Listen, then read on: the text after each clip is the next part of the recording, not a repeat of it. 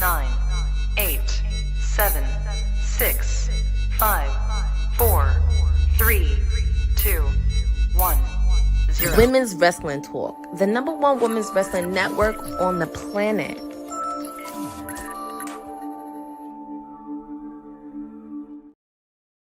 Hola and buenos noches. It is Wednesday, and you know what that means. It is Timeless Elite Wednesday, and we're just taking you south of the border to Mexico in the Arena Mexico. I'm very excited for this because we have 2.5 hours. We're back in regular time mode for Timeless Elite Wednesday, and we have a huge stack card going against you, and we're kicking it off with Mr. Hangman Adam Page, and very curious on what he's going to say.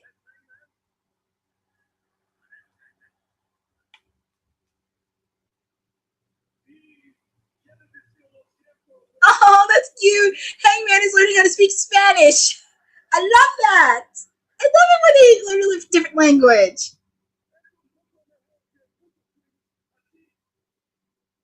I wish somebody would translate that for me.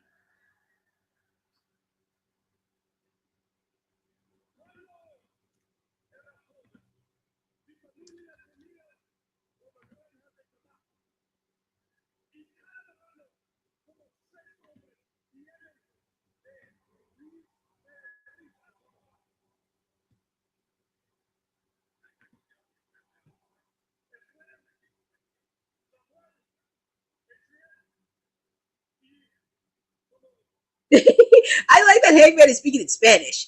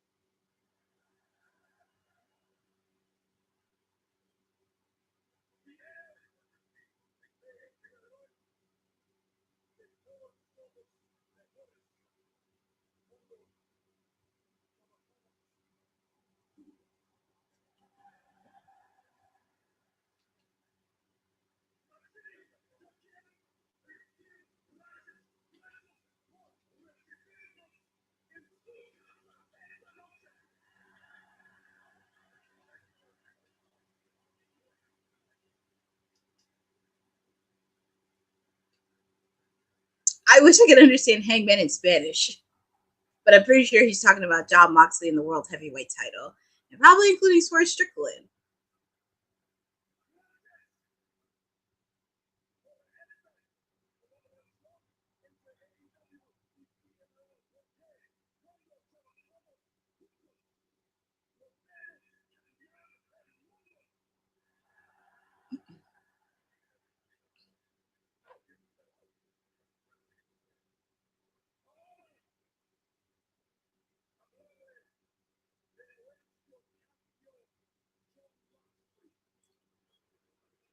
Yeah, Mexico is really booing Jon Moxley.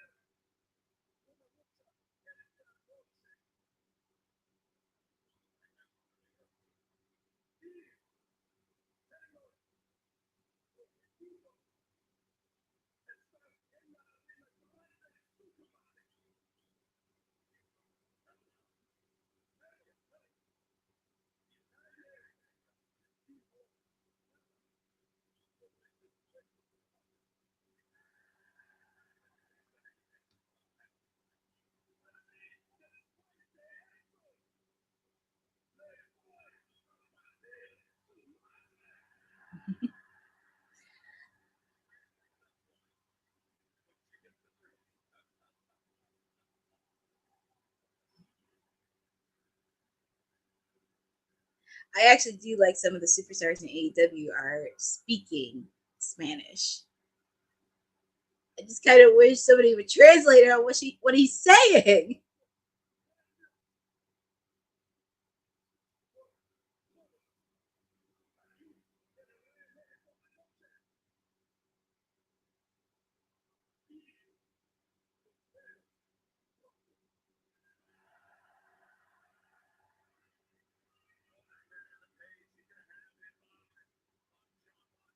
Well, I mean, Adam, we know Hangman Adam Page has a purpose.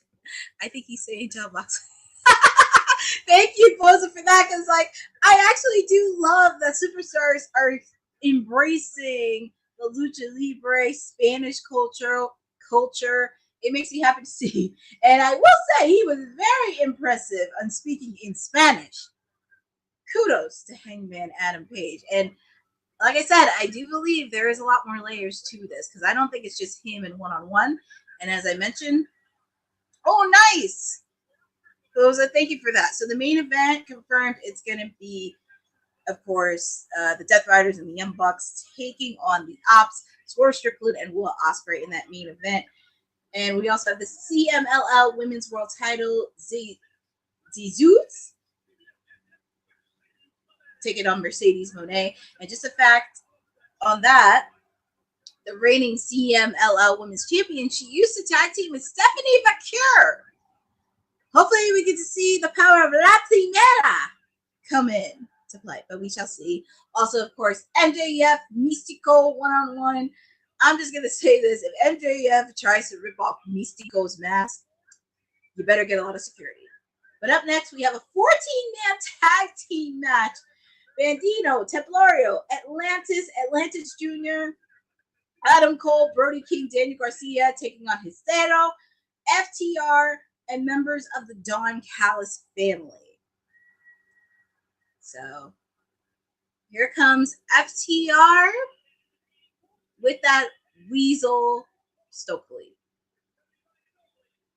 And also on commentary, it is Excalibur, Nigel McGuinness, and Tony Schiavone on commentary. So what's that Weasel gonna say right now?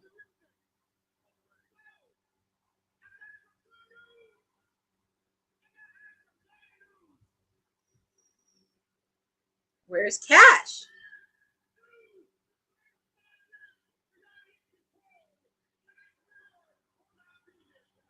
Okay, so it looks like an update from the Weasel.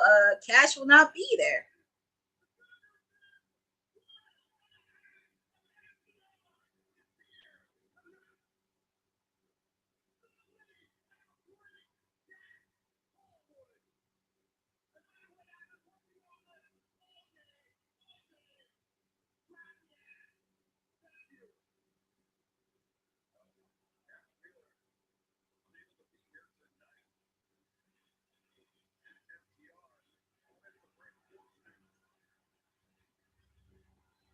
Oh, so it looks like they brought some reinforcements.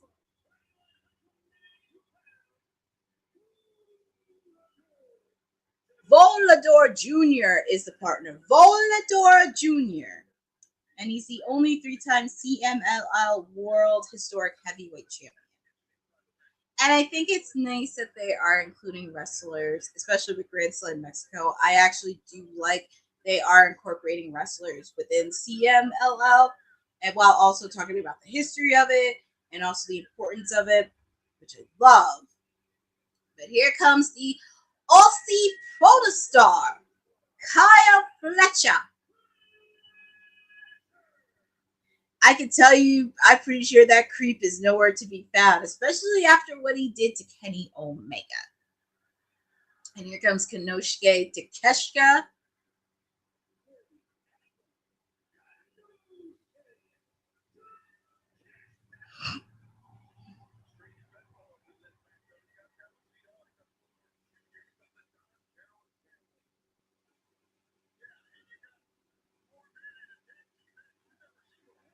And then Hechicero.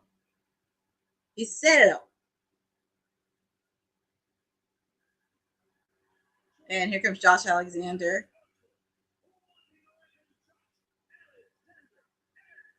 And here comes Lance Archer. Hechicero.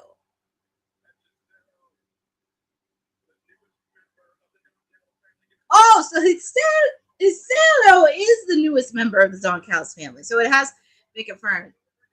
Oh my God, how many people are needed within the Don Callis family?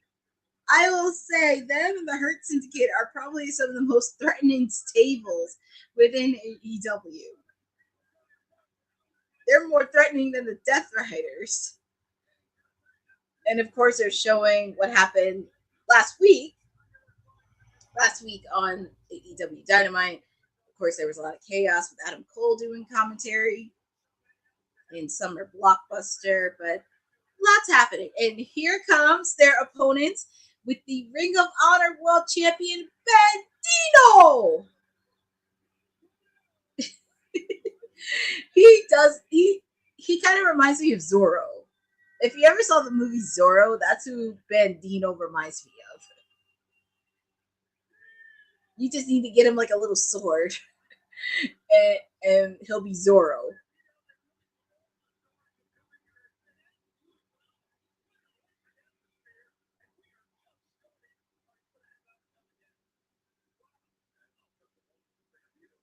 And here comes Atlantis.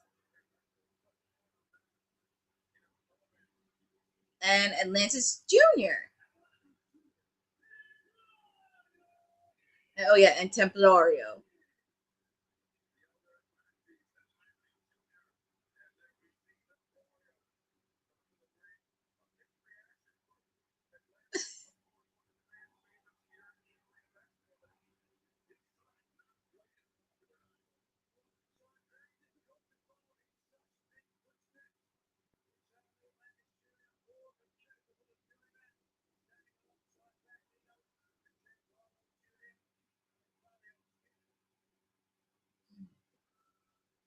And here comes Brody.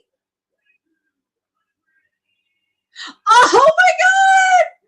This is why I love professional wrestlers, because they speak out the truth. I just saw Brody King have a shirt that says "Abolish ICE."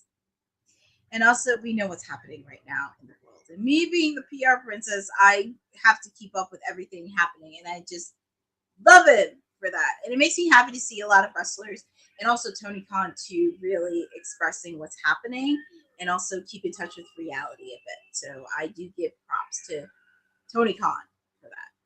Just Tony. Not sure about the rest of the executive office, but I'll give props to Tony. And also, Daniel Garcia is coming out to the ring.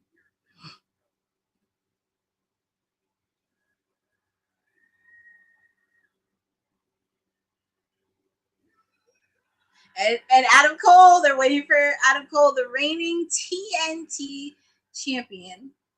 And ever since he won it, he hasn't defended the title yet. I wouldn't mind if he brought back the Adam Cole TNT challenge, because that was actually pretty cool when he did it. But hopefully we get to see him defend that belt soon, possibly at all in Texas. I know there's a few people eyeing for his belt. There is the Aussie protostar Kyle Fletcher, my client Anthony Bowens, because he's been saying this for a while. He wants to be TNT champion. But look at Adam Cole, he's trying to get in there. But this is a star-studded 14-man tag team match, and Adam Cole doing his thing with the boom. Boom.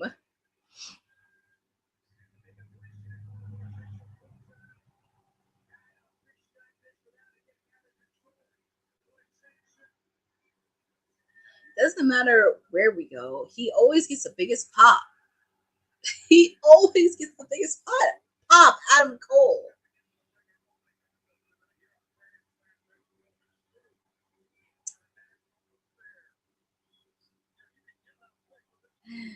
Well, we have a very star-studded 14-man tag team match. I just hope I can name all of them frequently. But on one side, we have Templario, Atlantis Jr., Daniel Garcia, Brody King, Adam Cole, Bandido on one side, and then the other side you have the Don Callis family that consists of Konosuke, Takeshita, Kyle Fletcher, Josh Alexander, Hechicero, Dax the Axe from FTR because Cash Wheeler is out, and Vald I hope I said this right. Baltimore Jr. is their partner. And I did say Hechicero. But here we go with this 14-man tag team match, kicking off with Bandido and Konosuke Takeshita. Bandido looks like he got the upper hand here.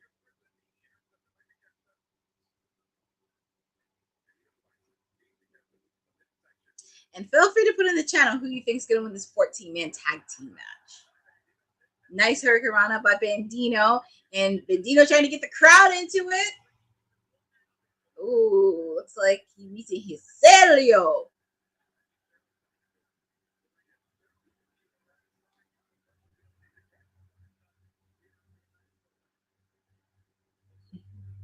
I can feel the energy from this entire crowd. And definitely thank you all for joining with me on Timeless Elite Wednesday, not CEO Wednesday. I don't care what Cedric says. This is my watch along.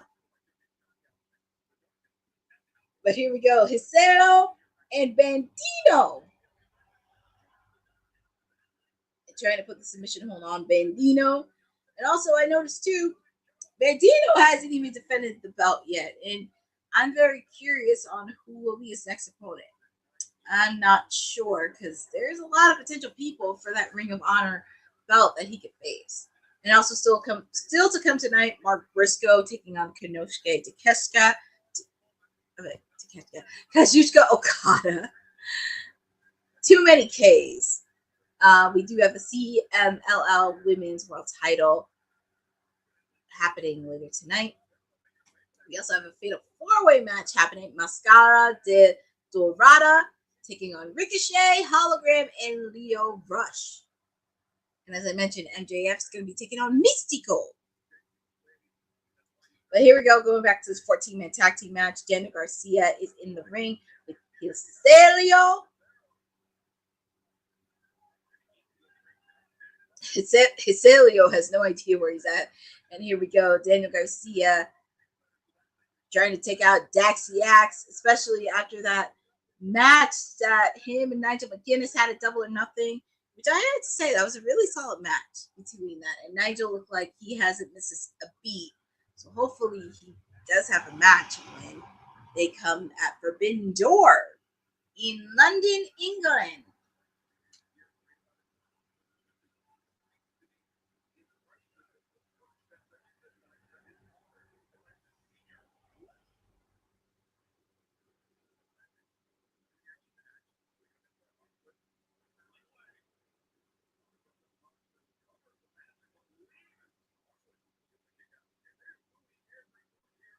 All right.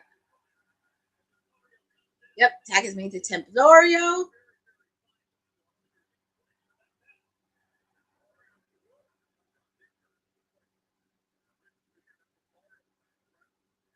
Kick out made by Dax.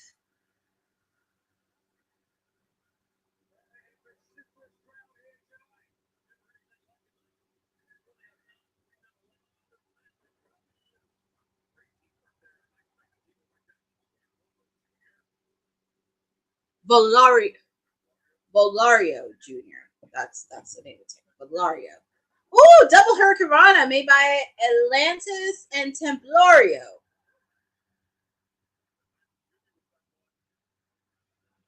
And Templario's back in the ring.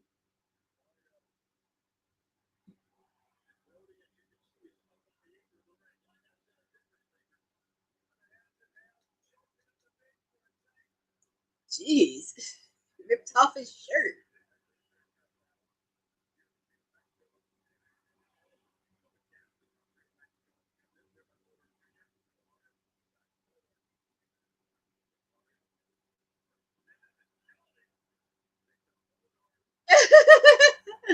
He has so much high level energy. Templario. Oh my god. He has so much energy.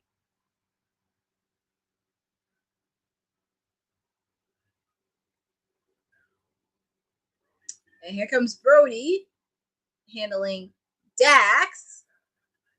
Right, watch behind you. There's Lance Archer.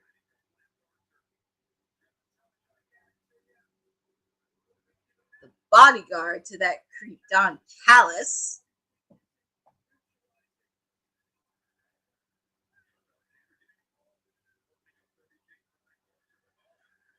Adam Cole comes in. Double team made by Brody and Adam Cole.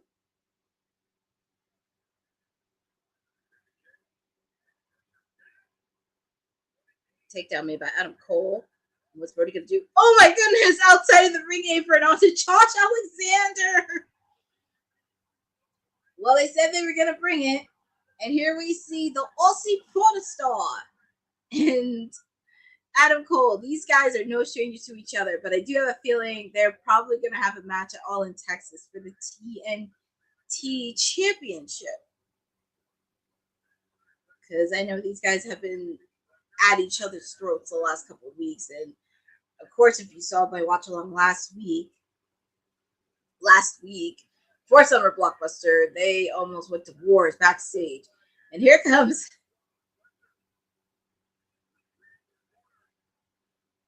that should be Atlantis. Kyle Fletcher.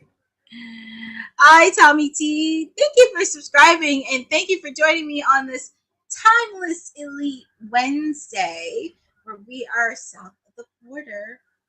We are in AEW Dynamite Grand Slam Mexico from the Arena Mexico in Mexico City. Thank you guys for joining. And also, this is a 14-man tag team match.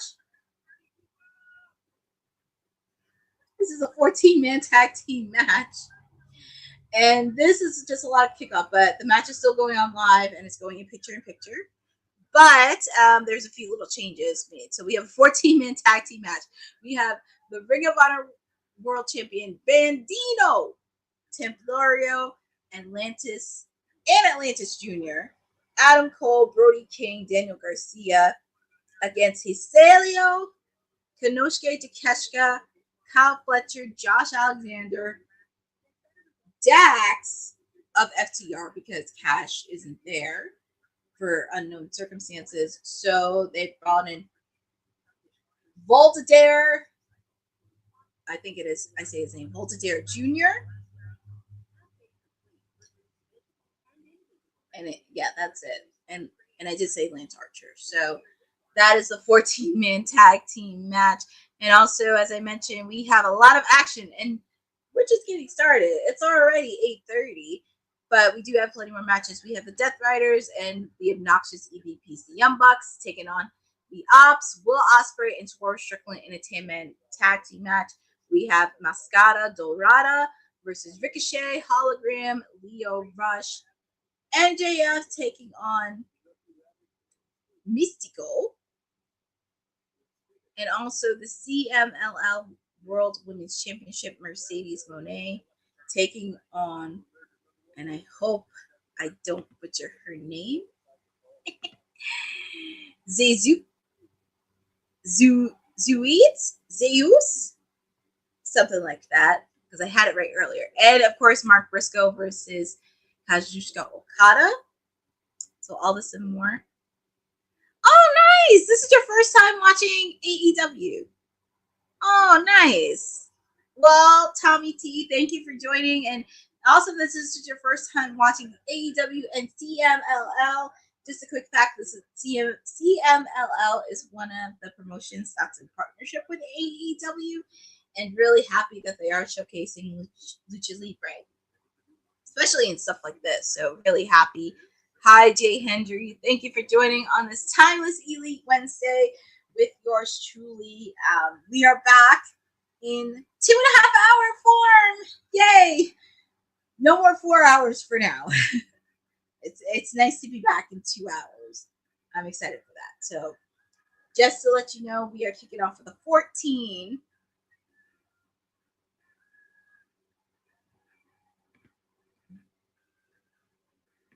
Oh, so you watched AEW some weeks. So, well, that's good. And we are happy that you are here with us watching this watch along from south of the border in Mexico. And we are back live with this all-star 14-man tag team match. And also in the ring, we have Daniel Garcia and Josh Alexander. And Danny Garcia looks like he's fired up. He's trying to get the crowd on his side. He's trying to make the tag in. Is he gonna do? He made the tag in to Bandido, the reigning Ring of Honor World Champion. Yes, Tommy T. He's in a match against MJF. Just to let you know.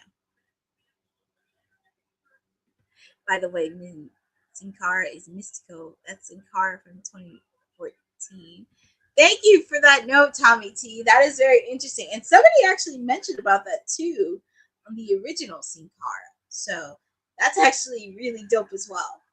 We're going back to this match here. Hopefully Bandido's not doing a lot of showboating because Josh Alexander got him. Kick out made by Bandido. And also feel free to put in the chat on who do you guys want in this match. And also, if you notice too, like all the remaining tag team partners are outside the ring. Normally they would be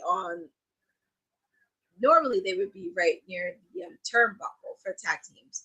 But I guess since this is big, they kept the rest of them on the floor, and whoever was a tag team, whoever wants to be tagged in, kind of stays right near the turnbuckle. And are we gonna get a double suplex?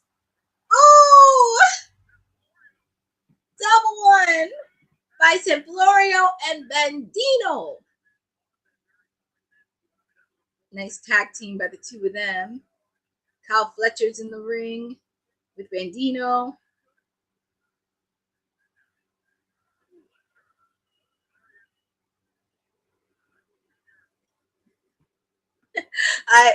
That ring is too small, so small to hold all 14 men in this match, plus Stokely and that creep. Well, just to let you know, Boza, we haven't seen the creep Don Callis because we didn't see him in the entrance. And also, just to let you know, All in Texas, they are showing the. Where's Atlantis going? Atlantis Jr. Where's he going? Oh my goodness. Swinging over the top rope. But just to let you know, All in Texas, July 9th through the 12th, that whole week, they have events happening. Ring of Honor Supercard, Starcade, Texas, because they'll be doing a lot of meet and greets during that week. And of course, All in Texas. And looks like we're getting punches galore on all four turnbuckles.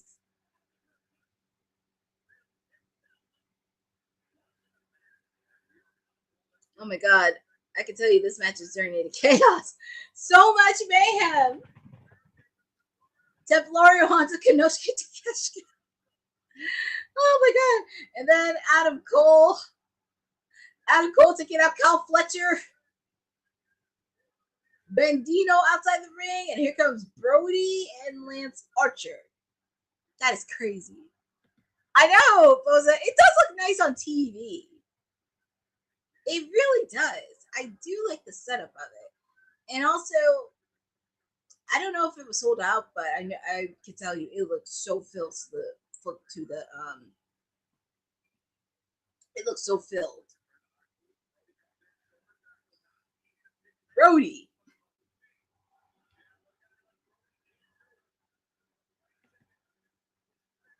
Are you ready for All in Texas?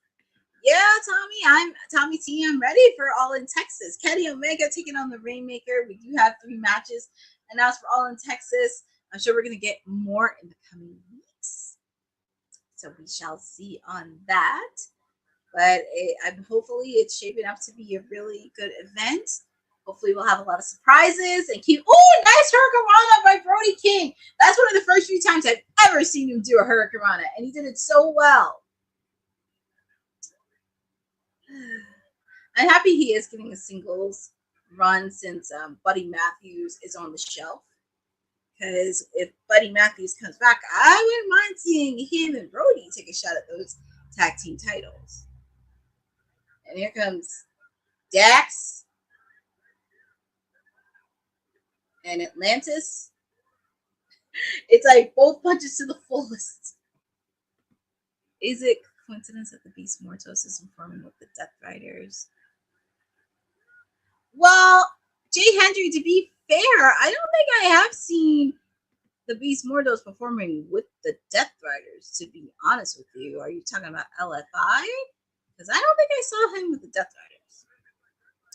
Yeah, that would be a busy Saturday afternoon with Great American Bash, NXT, and Saturday Night's Main Event. It's going to be a busy Saturday. And just to confirm, I will be doing a watch along for All in Texas. Because now I found out is this year. Oh, what's that weasel Stokely doing? Sorry, I had to look at the TV. That little weasel. That's why nobody likes you. And the referee is trying to restore order. And you have AEW security. Oh my goodness. Bless that little referee's heart.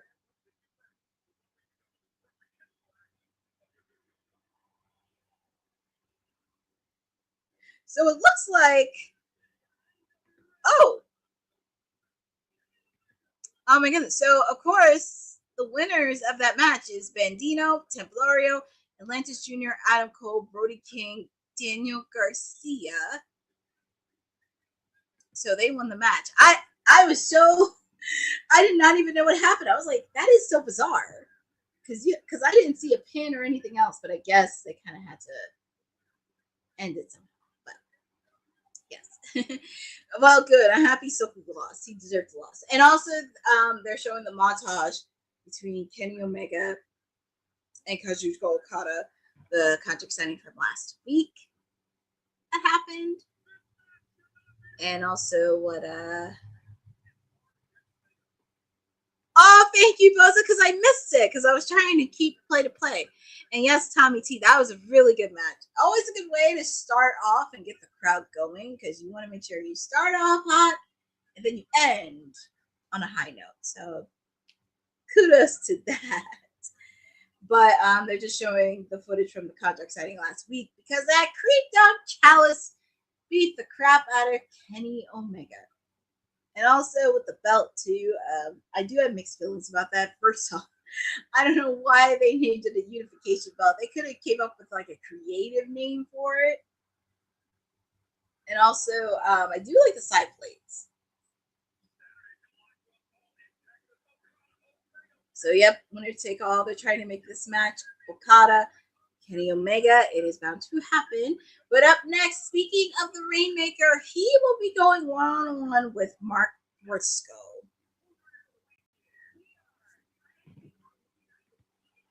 I heard online through Fightful that the AEW Unified Championship will be as big as the AEW World Heavyweight Championship. That's why.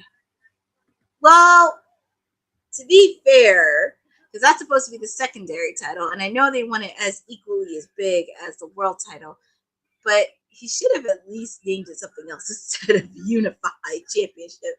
It just seems very tacky to me, in a way. It just seems very tacky to name the Unified Championship. You could have named it like, I don't know, the International or like make your own version of the Intercontinental Championship in a way. Because that's supposed to be your second tier title.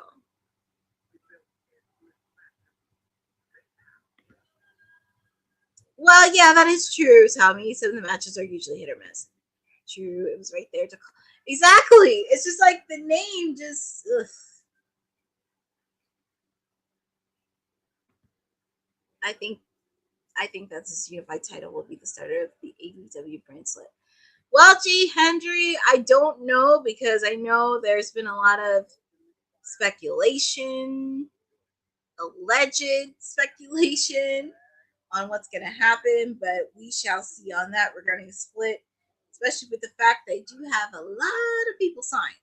So we shall see on that. We shall see on that.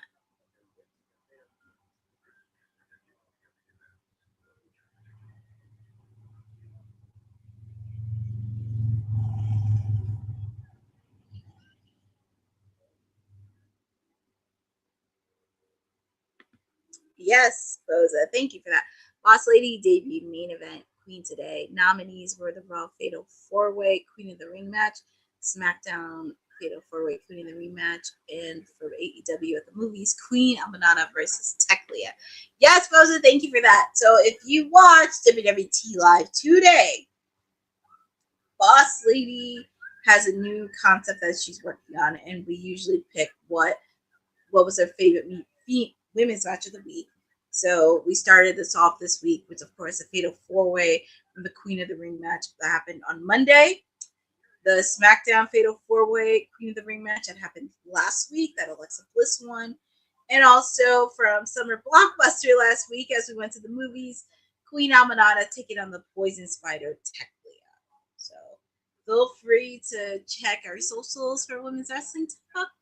Feel free to do that. But also thank you for joining with me on Timeless Elite Wednesday. I'm very happy to be with all of you.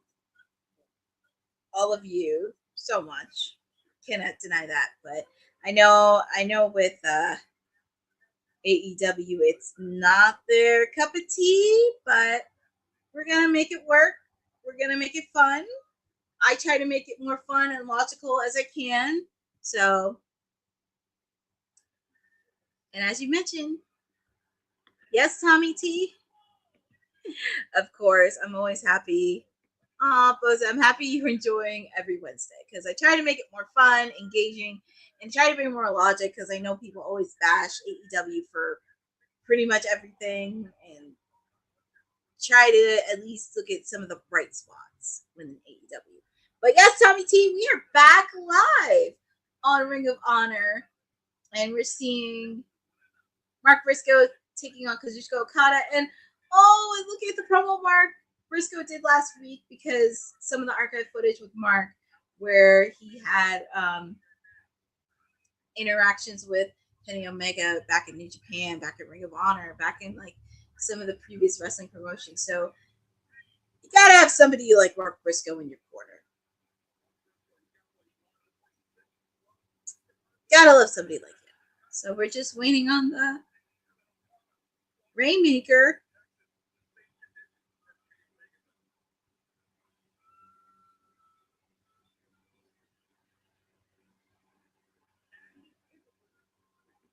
Oh no, Tommy, I didn't say we were back on Ring of Honor. I was talking about Mark Briscoe because they were showing archive footage of him and Kenny when they were in Ring of Honor and New Japan back in the day. That's what I meant to say. But we're back on AEW Grand Slam Mexico. And we're just, speaking of that creep Don Callis, it's interesting he was not in that 14-man tag team match, but it looks like the Rainmaker is the latest acquisition of the Don Callis family. You know, even though there are times I call Don Callis a creep, he's done a solid good job as a manager. Because I see the Don Callis family and the Hurt Syndicate more threatening than the Death Riders right now when it comes to staples. But we're getting ready for this match.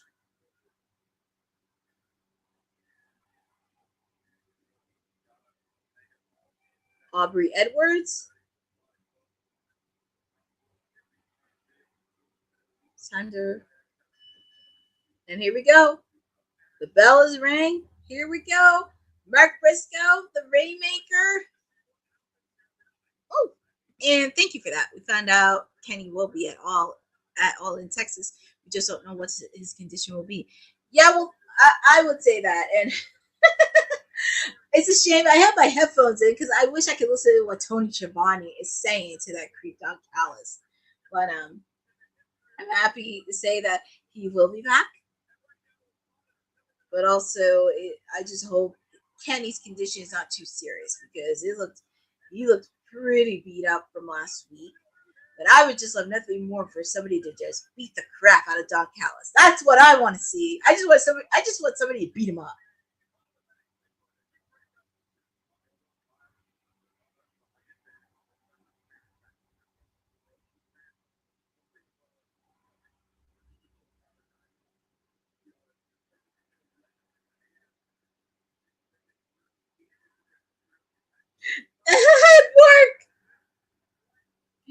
Mark Briscoe is a treasure.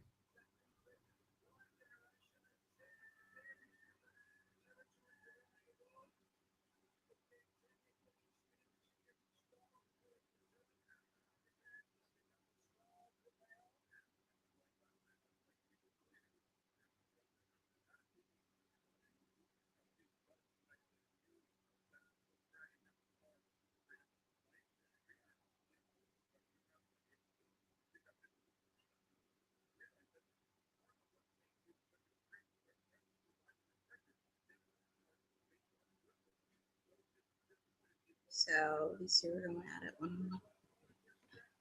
Can I say something? When Don Callis was in, he was, no, Tommy, you can. I mean, this is a space over here. There are times I did call Don Callis creep, but you're more than welcome. You're more than happy to share anything that you need when it comes to Mr. Don Callis. Basically, Tony blamed that creep for all of this, and that creep.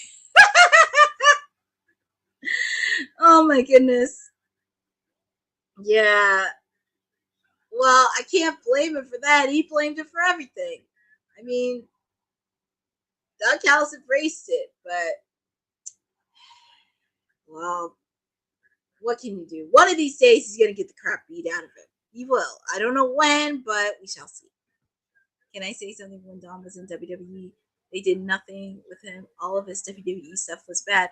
Oh my God! You know, it's really funny. He was in WWE. I think one of his ring names was a Jackal, and I couldn't even tell you.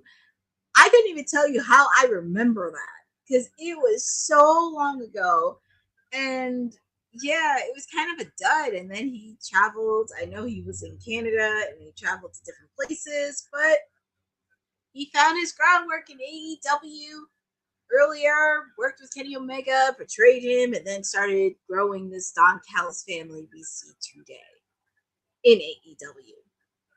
But going back to this match, Mark Briscoe is really showing a lot of offense to the Rainmaker. And this is not the first time these two encounter with each other. Both of them competed in the Continental Classic. And I will say, Mark Briscoe did an amazing performance. Depending on the naming of the belt, I don't know what they're going to do with the Continental Classic. If they're going to have to rename it since the belts are going to be combined. But I would love for Mark Briscoe to be back there. If it's going to be the Continental Classic or whatever name change they're going to do, he would be a good addition. And oh my goodness, Mark Briscoe landed pretty hard outside the ring. And it looks like the Rainmaker, it looks like he hasn't missed a beat. It looks like a scratch hasn't took on him. So. But even though it's in picture-in-picture, the match is still going live. This is your timeless elite, your PR princess, Stone Cold Courtney, whatever you want to call me. I am here with all of you on this special edition of AEW Dynamite of Grand Slam Mexico. Coming to you from the Arena Mexico. In Mexico City, we just got done a crazy 14-man tag team match. We also have the Rainmaker, Kazuchika Okada, taking on Mark Briscoe. And this is our second match of the night. And we still got plenty of more matches to go.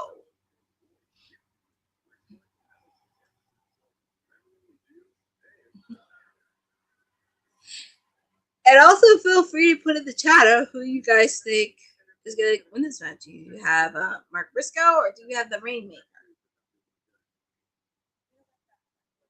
Because trust me, this is our second match of the night. We got plenty more matches.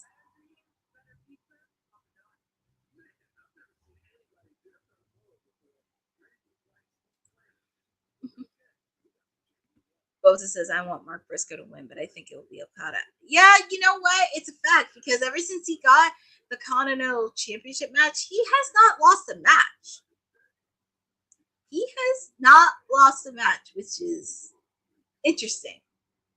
I would love for Mark to win, but I think we kind of know Okada's going to win. And also with the fact, too, they're trying to continue that momentum with him and Don Callis. I know. At least this is only 2.5 hours tonight, and not 4 hour free pay per view in the last 2 weeks. Oh my god. I don't know how I managed to do that, but I broke records in that, and it was insanity. But I do want to thank everyone for joining, sticking with me on those 4 hours the last 2 weeks. It was a lot of craziness, a lot happening, but do want to thank all of you. I don't even know how I managed to do that. Also, with the fact too, having the keys to WWT Live, it's so lively and bizarre. But thank you to all of you for sticking with me. I'm just continuing to break records and happy that we're back in 2.5 hours, and we'll be back to 2 hours moving forward. Also, along with the fact Collision has been shifted around many times because of hockey playoffs and also other things. But thank you for sticking by me those last 2 weeks.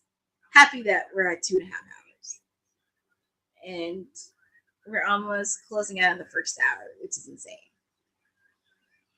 But I'm looking at this match, and speaking of Collision, I see the commercial for Collision. And we are back live from Mexico City. And the Rainmaker Kazuchika Okada taking on Mark Briscoe. And I can tell you it's going to be a physical match between these two.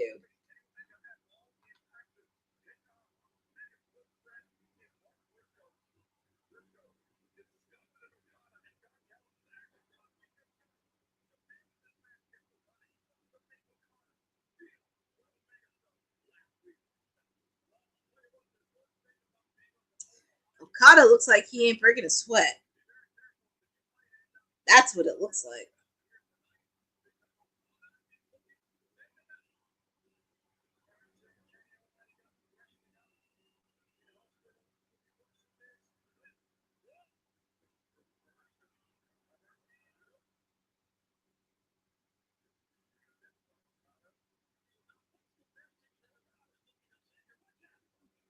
Nice drop kick by Mark Briscoe.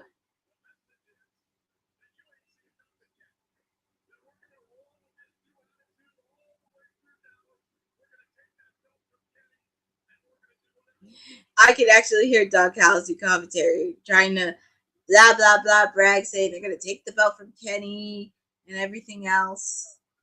I don't know about that. I don't know, but I'm very curious on when we're gonna do both predictions.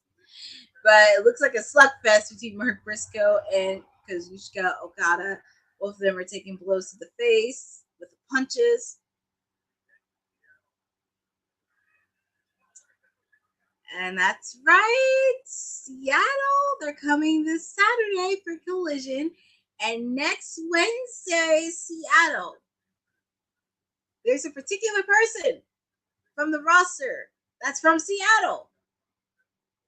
I don't want to drop any names, but Darby Allin is from Seattle, and we haven't seen him since, because I know he finished climbing Mount Everest, but it would be nice for him to come back in his hometown next week, because I know he's going to be involved some way, somehow, in the world's heavyweight title picture. Kick out made by the Rainmaker Okada.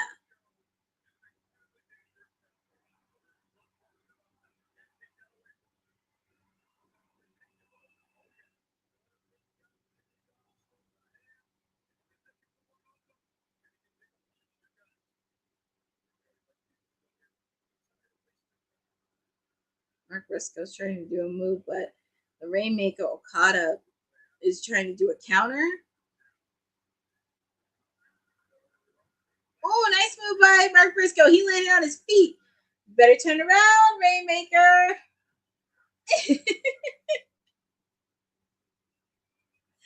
Oh my goodness. How can you not like Mark Briscoe? He is just so fun. Ooh, on the neck by Okada. And this is where it becomes very dangerous.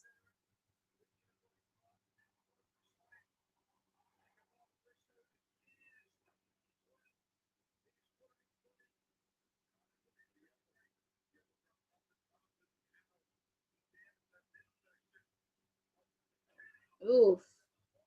That's what Okada did. That's the same move he did to Kenny last week. Hi, Frederick Cole. Thank you for joining on Timeless Elite Wednesday. And I actually do love the arena and feel. And Okada leaving his trademark in. Mark Briscoe bit Okada's middle finger. Oh my goodness. I love it. I love it, love it, love it.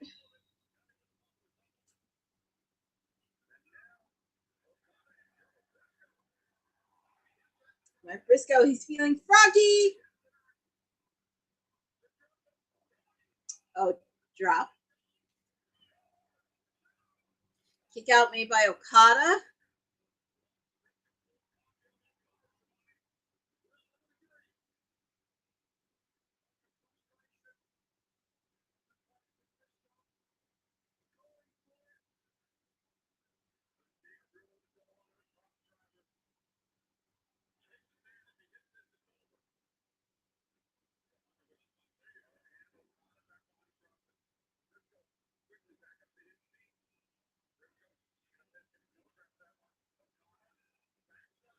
Backslide. Oh my god.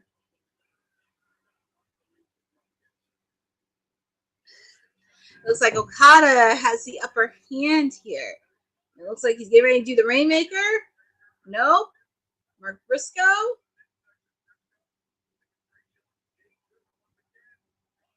Trying to do that, but ooh. Mark Briscoe's trying to do the move. Is he? No. Tombstone pile driver. He has a sneaky little face. It reminds me of Chucky. And that's the Rainmaker. That has to be it. Yep, that has to be it. Your winner of this match is Kazuchika Okada. And also back too, if you are in the New Jersey area for SummerSlam weekend, he's actually going to be there at WrestleCon. Just a quick FYI.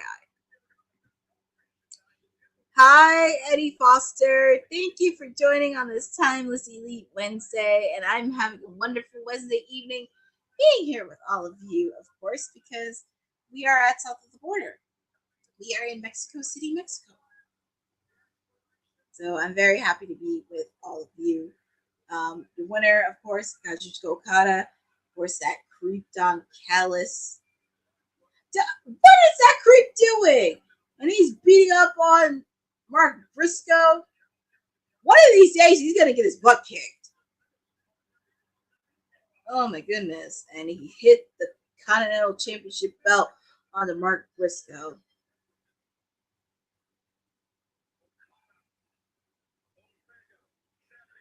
What's that creep? Get your paws off Mark Briscoe.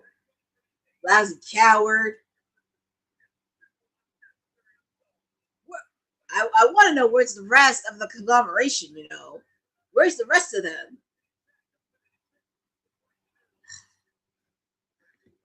That creep is so big and bad.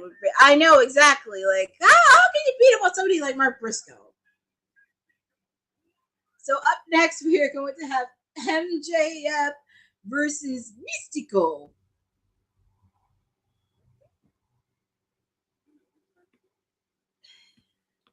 Someone's not going to give a crap about Don Callis' neck when that person... Exactly. It would have been funny to see Willow kick his... I know. It just would have been fun. I'm like, where is the rest of the conglomeration? I wouldn't mind seeing the rest of them beat the crap out of him, but come on now. Sooner or later, Don Callis is going to get a rude awakening. He's going to get a rude awakening. Let me see if I can find it. Because I'm just waiting for this to happen. This is what it's going to look like. Oh, would you look at... Oh, wait. Oh, it's... Oh. Unfortunately. That's what it's going to look like. The minute Don Callis... I will say the minute somebody beats him on Don Callis, that would be Christmas for me. That would be one of the best moments of my life. Because that little sneaky thing, he's going to get what's coming to him sooner than you think.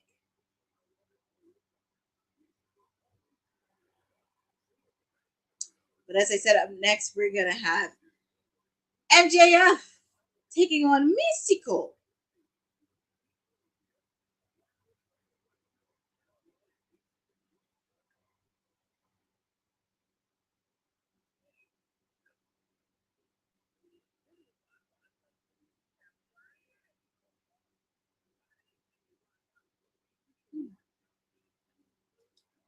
And I know it's on commercial right now. And I think I'm going to do a quick commercial break too, since there's a lot of things happening right now. I think I'm going to do a quick commercial one because, well, Dynamite is, so why can't we?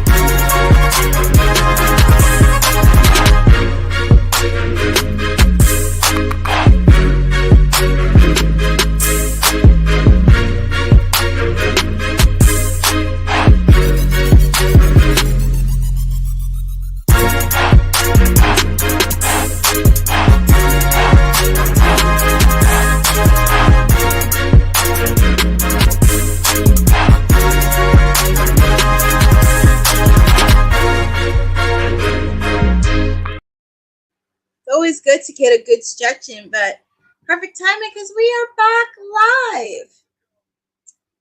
And here comes, oh my God, MJF with his American gimmick. You gotta be kidding me. I thought it was the last we would have saw it. I'll never forget when he did that at when he was, oh my goodness, when he had the international championship, he called it the American Championship. And we see him being accompanied by the Hurt Syndicate.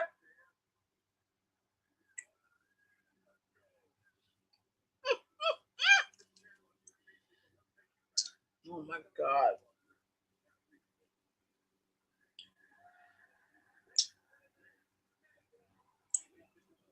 And we did see last week. We see last week where MJF interacting with Místico. Well, I think Místico got the last laugh last week.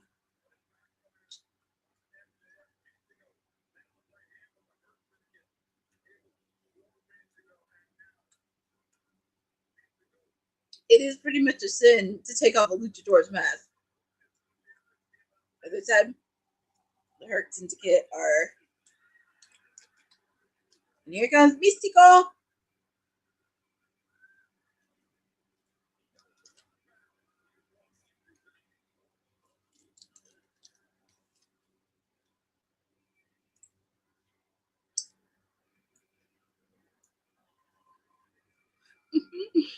Look at the reception from Místico.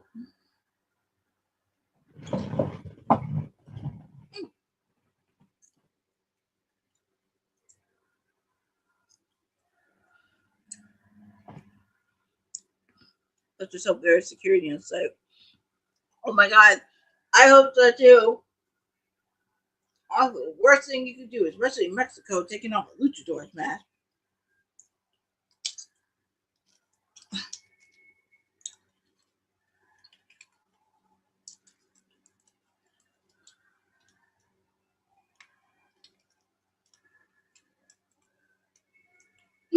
Here goes Místico. And that's what it is, embracing Mexico, and we're in the 9 o'clock hour. Oh my God. Where has the time gone?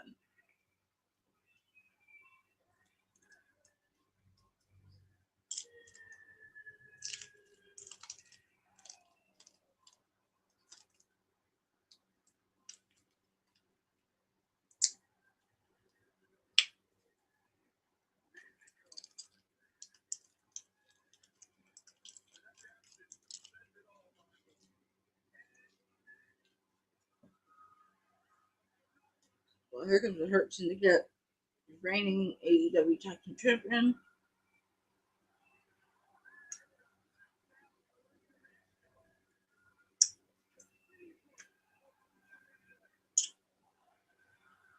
Pretty much it's like 4-on-1 for Místico.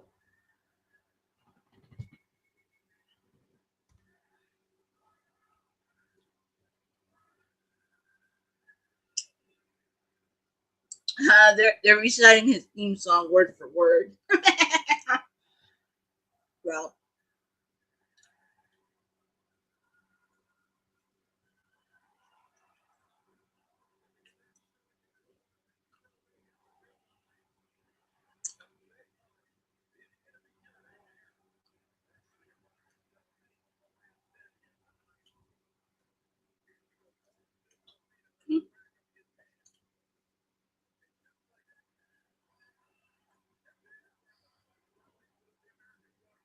the fans are going absolutely. I know it's Arena Mexico, it's Místico's home country, but the fans are going nuts for him, and as they should, embracing the Mexico flag.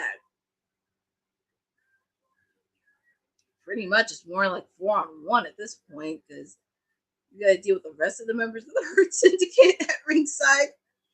Oh, Místico, God bless your little heart, sir.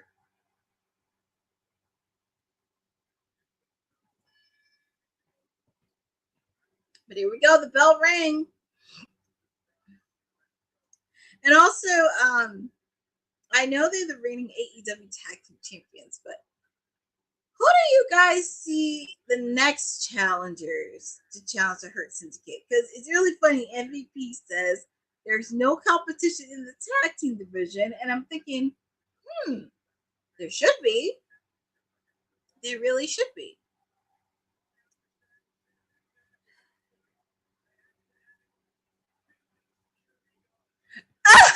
Not just that there are 50 security guards on site for MJ. Oh my God! Yeah, I mean, I just hope he doesn't rip off another luchador mask, especially in Mexico. That would be wild. But here we go. We have Místico versus MJF as our third match of the evening, and like I said, we're past the 9 o'clock hour. Where has the time gone?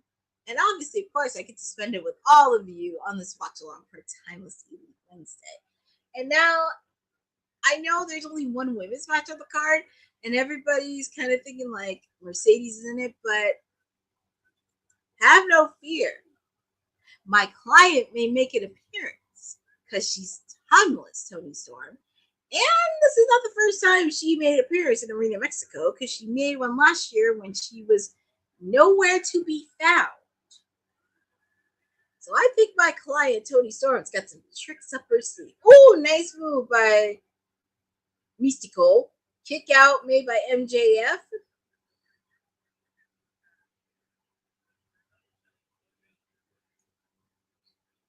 Ooh. Nice save by Místico.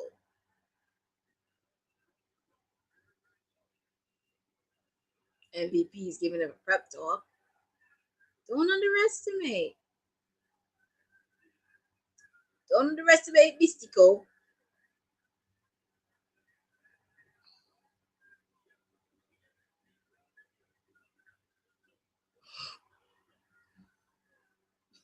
You got to be very careful, Místico, because you have the Hurt Syndicate. This is what happens when you're a one person.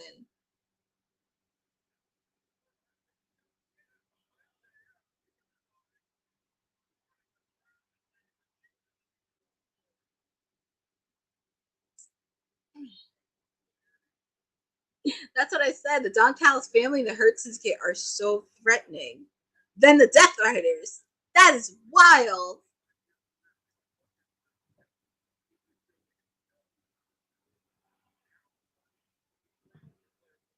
Oh my goodness. He's trying to do Rick Rude. MJF. Well, that's what he gets for getting on his knee. Nice hurricanrana by Místico.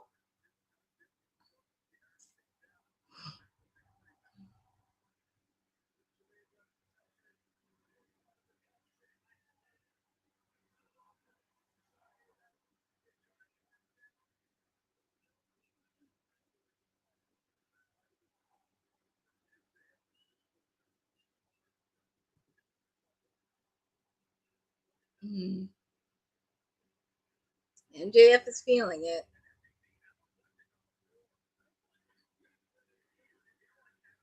He's just an MVP. He's irate on the MVP's irate outside the ring.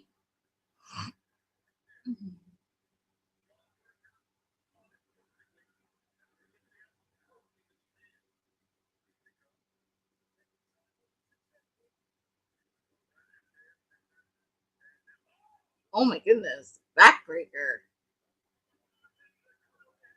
Kick out me by Místico.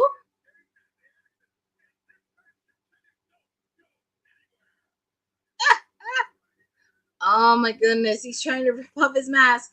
And I will say, even though it's a picture right now, the match is still going on live. And MJF, oh my goodness, if he ripped off that mask again, especially in Mexico,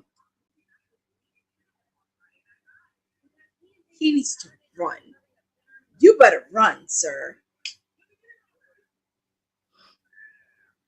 Oh my god. Oh my goodness. Well, we are in the 9 o'clock hour. Very happy to spend it with all of you on this Timeless Elite Edition. I'm actually not surprised that the CMLL Women's World Championship match is the only women's match on here. But we may see appearances from some of the other ladies. And not surprising right there, Místico is getting a beating from the Hurt Syndicate. It's pretty much just 4-on-1, to be honest. It's 4-on-1.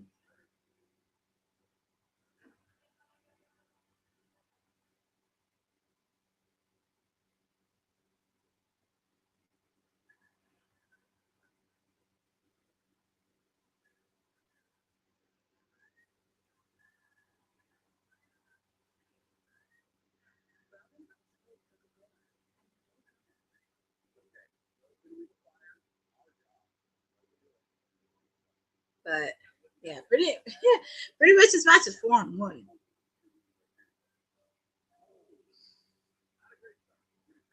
Ugh. Bobby Lashley trying to take a beating on it. Ugh. I feel so bad for Místico. It's pretty, like I said, it's pretty much 4-on-1. Sooner or later, it's going to catch up to MJF somewhere down the line. It's funny, the Hurt Syndicate are so over, but they're supposed to be heels, which is crazy.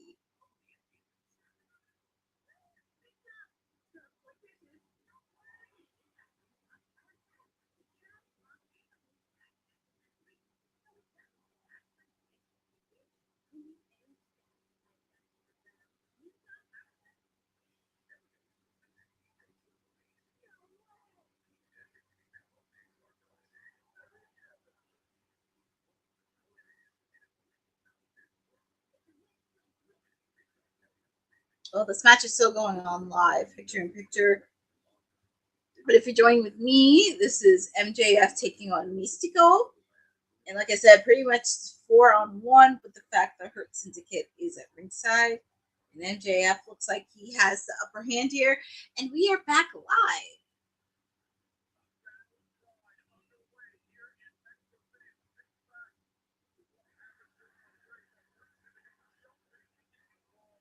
Yeah, Excalibur showing the footage that happened during picture-in-picture where Bobby Lashley and Shelton Benjamin got involved and attacked Místico. So, just taunting him. Look at Místico. He's up. He is up. And last week I called him a Mexican Spider-Man.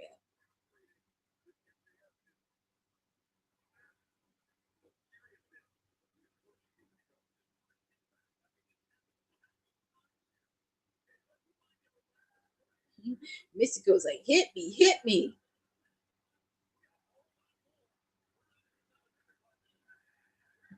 And Místico is fighting back with punches. I mean, maybe at a disadvantage, but he's bringing it.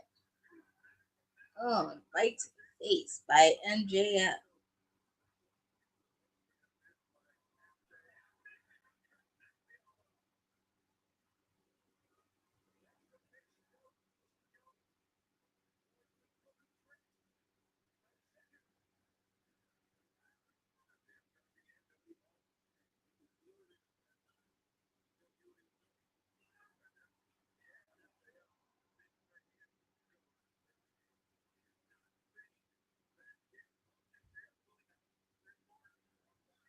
Nice crossbody by Místico.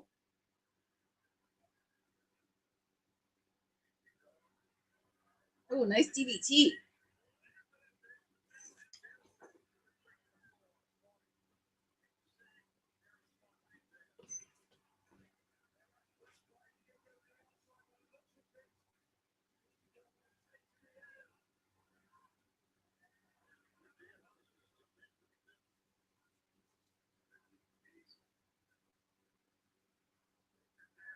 Oh, nice move by Místico. Both men are down outside of the ring.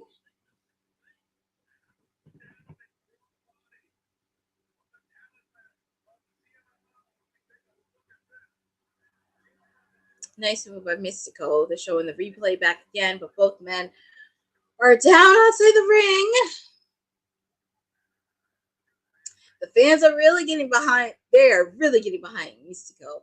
And also, 24 days away from All in Texas. The countdown is on.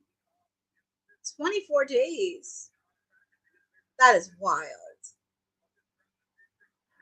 Oh, nice move by Místico. On the abdominal of MJF.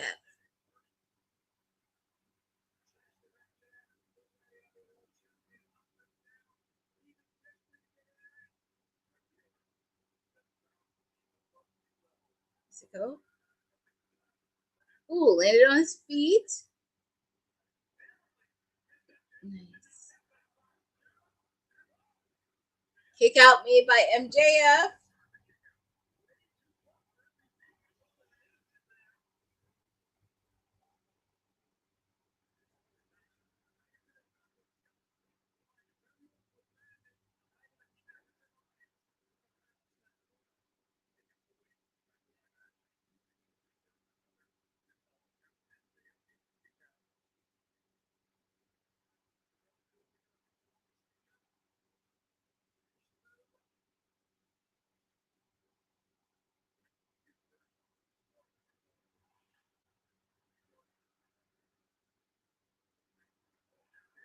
Wow, he's spitting in his face. What is with everybody spitting in people's faces? That is so dirty. I am sick and I'm tired. Ugh, thumb to the eye. Kick to the face. Sucker punch by MJF. Mexican Destroyer. Kick to the face by MJF. Kick out made by Místico. I will say this is a really good solid match between these two. This has been a very good solid match.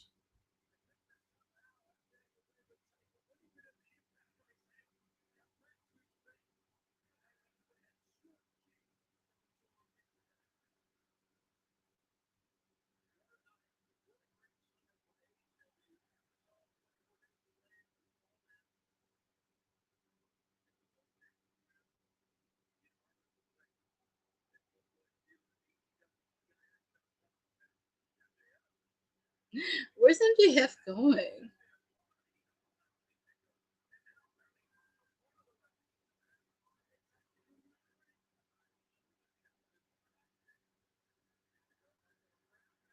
Oh my goodness. Tombstone pile driver. Both men are down.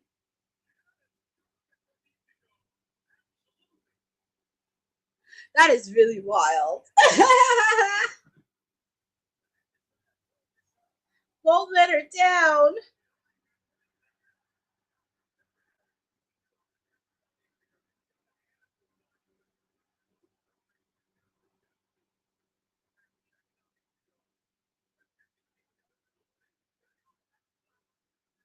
And the referee, what's he doing with the referee? Maxwell was running away, but Lord Místico into a false sense of security. Yeah, pretty much. He just wants a count out. But it's kind of lame ending in a count out. Místico, he's laid out. Oh, Místico, he's up. He's up. And I love how the referees are saying the countouts in Spanish. I love that. I'm back to the ring. And he's back in the ring.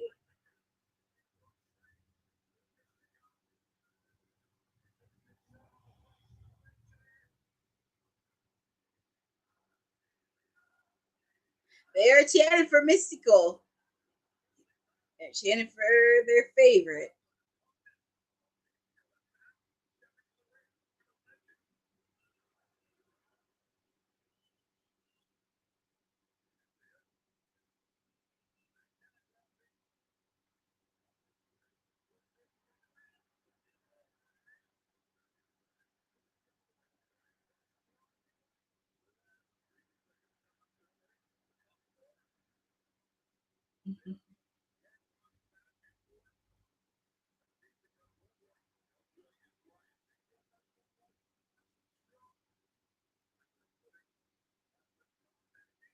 Ooh, Spanish fly.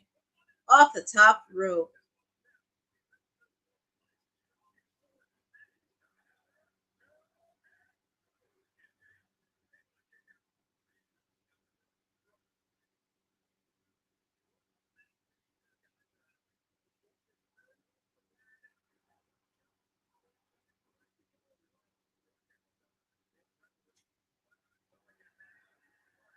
Ooh, nice move by Místico. And MVP. Oh, MJF is stopping. He got the submission hold, but MVP's distracting the referee. Místico almost had it because it looks like he was tapped. MJF tapped out. Where's the ref? What's the ref doing? Kick out me by Místico. Don't you yell at the referee. What's wrong with you?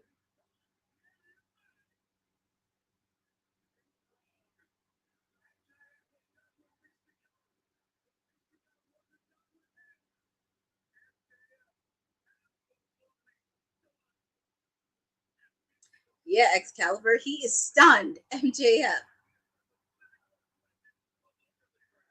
This is actually a really good solid match. Oh, now wait a minute. Oh, see, they gotta ring the bell. Gotta ring the bell. Gave him a low blow, and you did it right in front of the referee. Come on, and you shoved the referee outside the ring. What's wrong with you?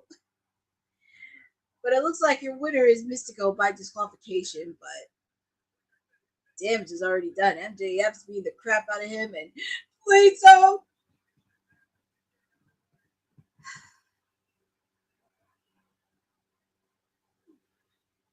And then this mugging made by Místico. It's pretty much, oh my goodness. And they're really going to tear off his mask. Please don't tear off that. Please don't tear off Místico's mask. Please.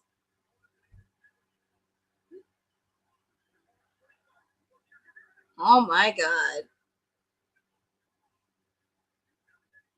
He ripped off Místico's mask.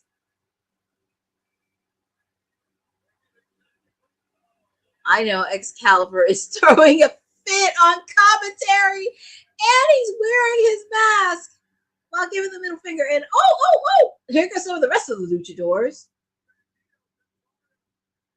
There's Bandido, Templario, and who's that? Speedball and Kevin Knight. Jet Speed. I love those guys. They are so fun. Yes, Jet Speed. They work so well as a tag team. Yeah, because I'm like, that's Templario, Bandido. I don't know who the middle guy is. But Kevin Knight and Speedball said they want shots at the belt.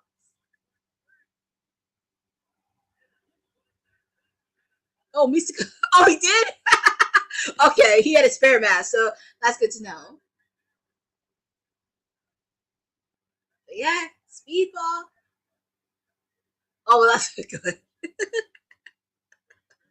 I'm just happy he had a spare mask. But why would you do it in Mexico?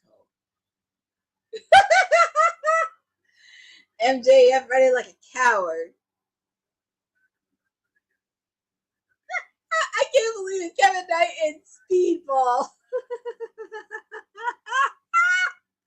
I told you, don't mess with the don't you mess with the luchador MVP, especially with a group of luchadors you do not want to mess with. They lucky they had to deal with Los Outrunners.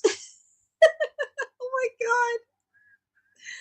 Oh, I really wish they stopped all this yanking of the mat. I know, Eddie.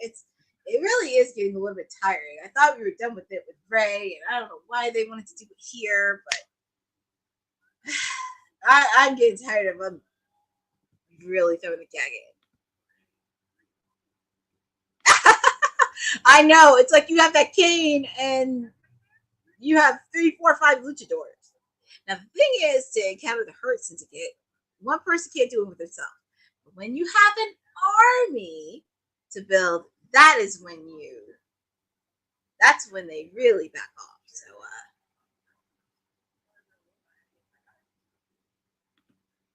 they are lucky the Mexican fans are respectful and didn't lose it and attacked MVP. I have seen fans storm the ring. Oh, I believe it. I believe some fans probably in the past stormed into the ring because that's sacred to them. The luchador mask, that is sacred to their culture. Like I said, Místico won by disqualification thanks to MJF giving the low blow in front of the referee's face. But we did get to see Bandido, Templario, and got to see a little appearance of Speedball, Mike Bailey, and Kevin Knight. Because they said they want a shot. Which I would actually mind it. And I know with Brody, he's doing an amazing job in his singles run. But when him and Buddy Matthews come back, I need to see them get a lick at tag team gold as well. I want to see him get a lick. But thank you guys for joining me because we're almost at 9:30.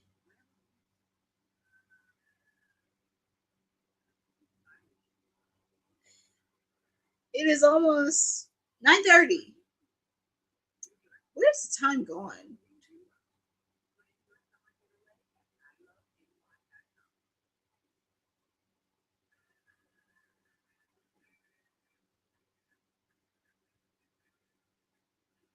Where has the time gone? Oh my god. Time has gone. It's just so fun.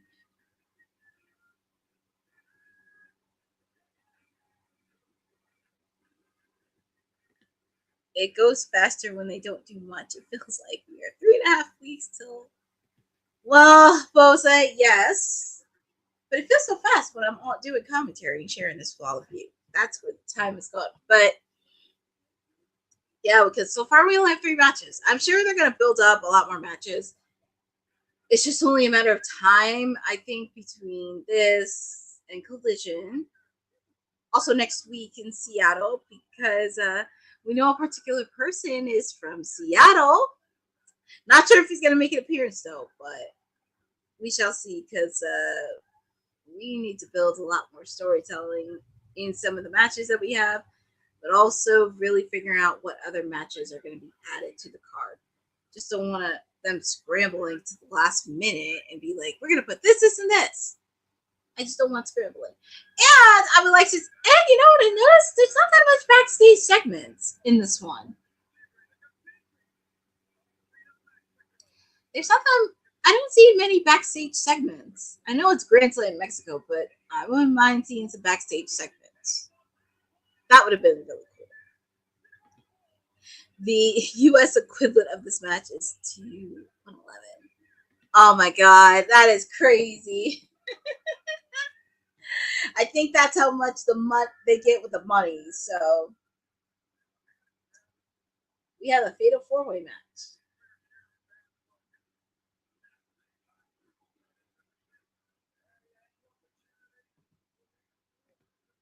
Maybe that's why it's gone by faster. I haven't seen night one, not one segment backstage or anything. Yeah, exactly. Because normally they take it backstage with Renee. That's so bizarre. I thought at least we have a backstage segment or something. But here we go. We have a fatal 4-way match. Hologram, Ricochet, Máscara, Dorada, and Lio Rush. Feel free to put in the chat on who you guys have winning this match. And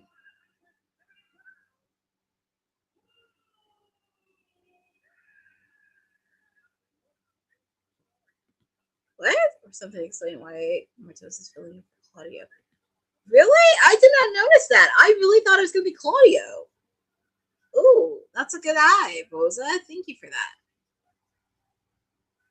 Oh, and Boza, you picked Hologram? Yeah, because the fact Hologram is still undefeated, by the way. He's still undefeated.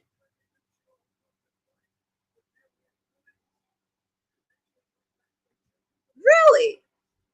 Because it's interesting. You saw that online, because when I saw it on TV, and even on AEW's official socials, they had Claudio.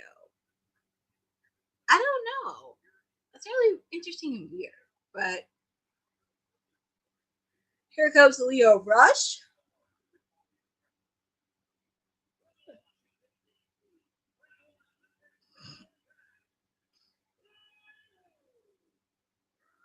I do like the scenery for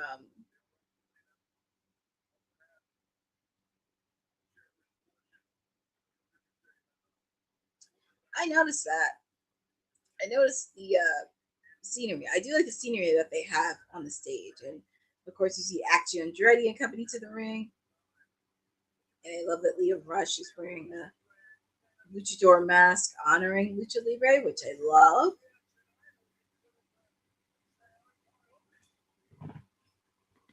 I noticed that in the graphic floating online.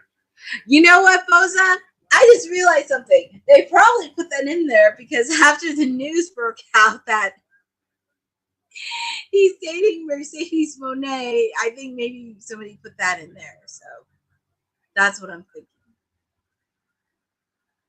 But here comes Máscara Dorada.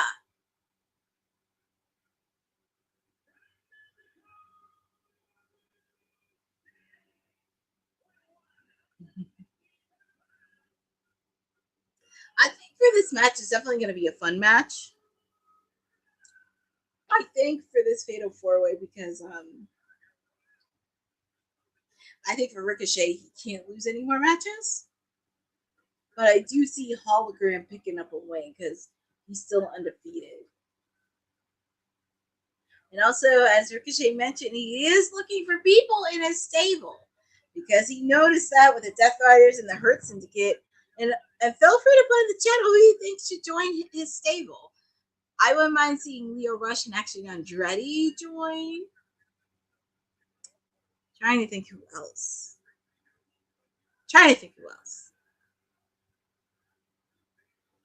And Ricochet's trying to argue with the referee.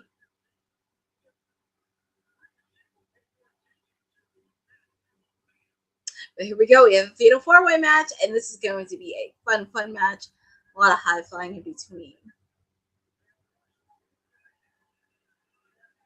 The people are booing Leo Rush.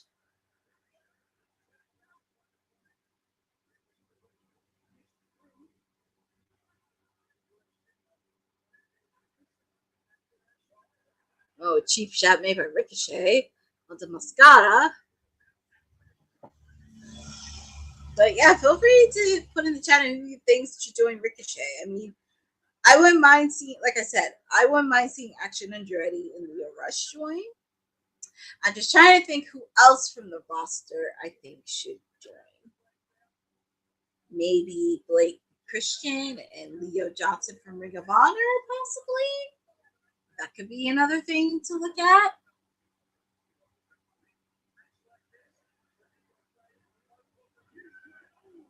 Oh, nice move by Ricochet.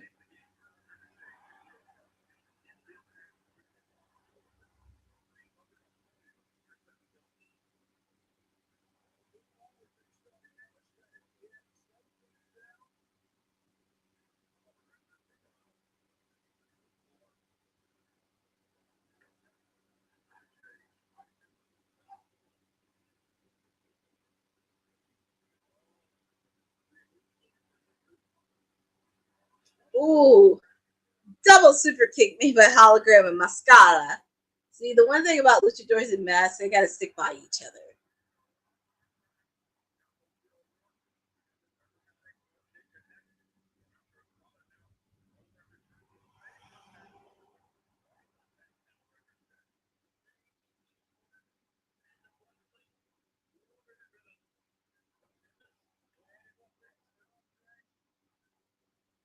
Nice tag team. Ooh, nice dropkick move by Hologram. And I can't believe this. We're at 9:30. We're at 9:30 mark. But like I said earlier, thank you for joining me on this edition of Timeless Elite Wednesday with me. We have 2 matches left. And also, I think something's going to happen in the main event. I don't know what it is, but I feel like there's something. Oh, and the outside work, Ricochet and Leo Rush taking out Hologram and Máscara. That's kind of the best way to do it.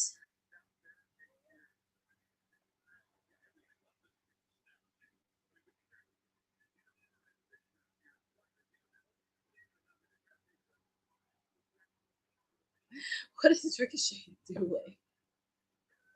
Oh my god.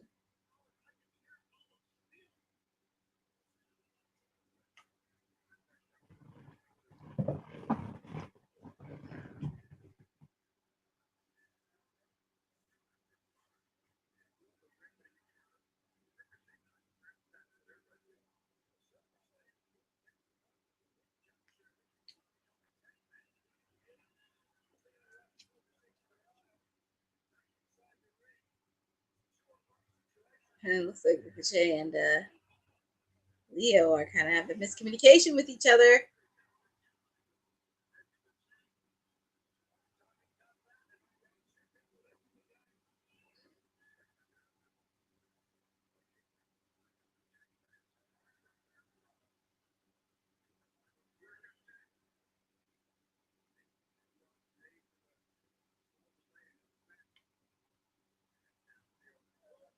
Nice move by Leo Rush.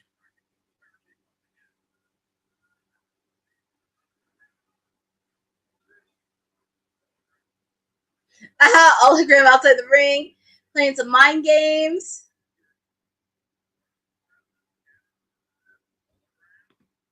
The winner gets 52,000 US dollars.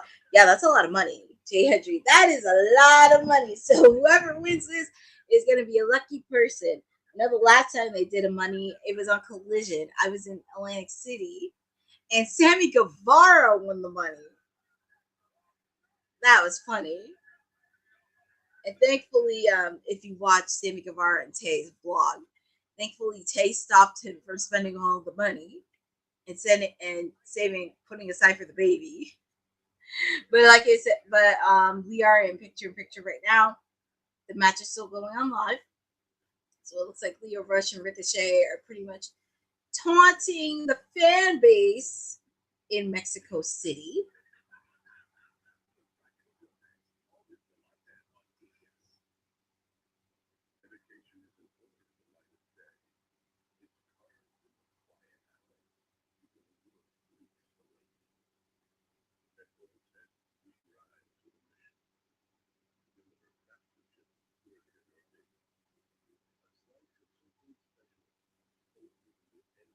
Máscara he's working on with Ricochet.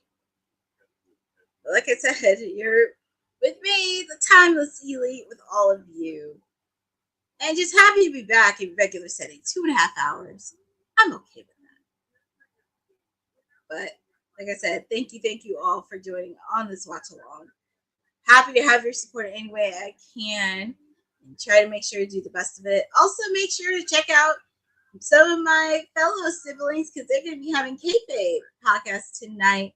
I know they're going to be talking a lot about Goldberg on Monday night, so that should be an interesting episode because Dion is a fan of Goldberg. So I know they're going to have a blast. I know Sed was on it last week after my watch along. I just couldn't because I was tired. 4 hours can do a lot for you, but make sure to check out because we've been busy. We've been busy today on Wednesday. Like we had the WoW recap with Christina and Boss Lady. Then you had WWT Live with myself and the Boss Lady. Now you have it with me, Timeless Elite Wednesday. And what better way to end Hump Day than with the Kayfabe podcast? So you don't know who is coming in. So it's going to be a fun show. I know they've been doing a lot. Make sure to check out some past episodes of them. They actually did an interview with WWE Hall of Famer legend Mark Henry. That was a really fun interview that they did with Mark, and so glad that they did it and support of it in any way I can because they are off to bigger and better things. But I'm looking at this match because even though it's in picture-in-picture, the match is still going on live. So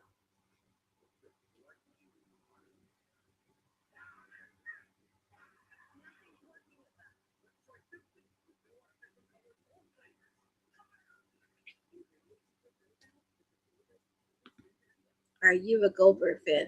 So Jay Hendry, I will say this. I'm not like obsessed with Goldberg. I do appreciate his tenure. Like I didn't watch WCW back in the day, but I did watch his WWE run and I did see archive footage of him, but I'm not the biggest Goldberg fan, but I have appreciated his in-ring work and the impact he made in the ring. I'm not that crazy. I'm not that big of a Goldberg fan, but I do support Goldberg every now and then. But we are back live with this fatal 4-way match. The winner gets $52,000, which is insane. Lio Rush, Máscara, Dorada, Hologram, and Ricochet in a fatal 4-way match. And I think both I'm with you. I could see Hologram winning because with the fact he has not lost a match yet. Lio Rush touching Ricochet's bald scalp. Well, I guess that goes against my theory of Lio Rush and Action Andretti joining Ricochet's stable because he doesn't have many friends.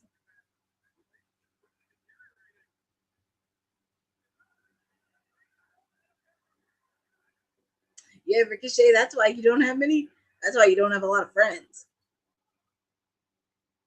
Nice drop kick on Máscara. Nice Hurricanrana.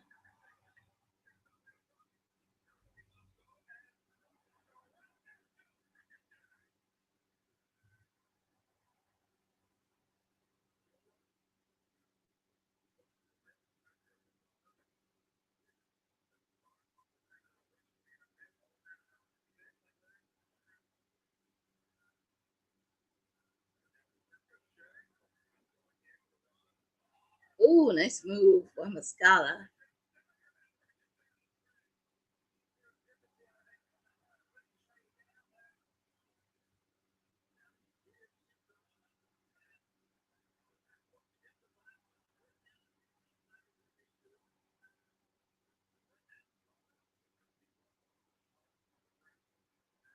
Ooh, nice move by Hologram. Nice move by Máscara. Well, the good news, I have to say, at least we don't get the usual 9:30 time with women's matches tonight. At least it's 2.5 hours.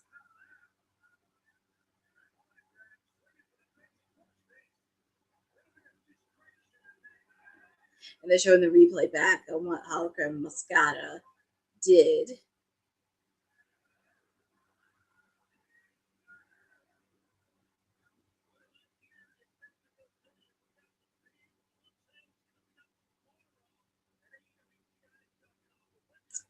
Yeah, like I said, AEW Dynamite, August 6th, Cleveland, Ohio. Also, if you're in Chicago area, after All in Texas, they will be doing their residency. They'll be doing their residency in Chicago, and also their residency in Philadelphia in August after Forbidden Door. The Timeless Elite is trying to go to those things, so stand by.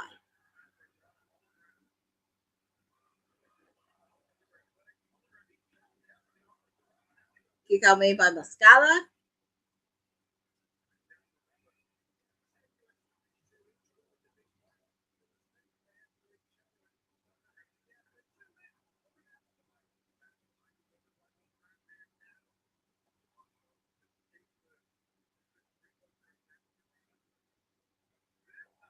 Oh, nice move by Hologram. That is so awesome. I love it. Hi, Maria. That's okay. That's okay. I'm happy you could join us. You're with Timeless Elite Wednesdays with me, and it's good because we're almost pretty much wrapping up because it's 2.5 hours because we get done at 10:30, but we have 2 more matches happening, so be prepared for that.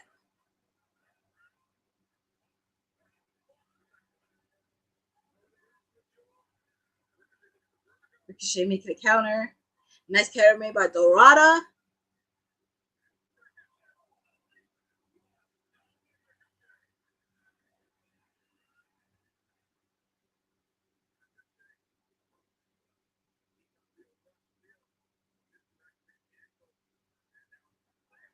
Ooh, nice move by Leo Rush. Hologram. Ooh, nice move by Leo Rush.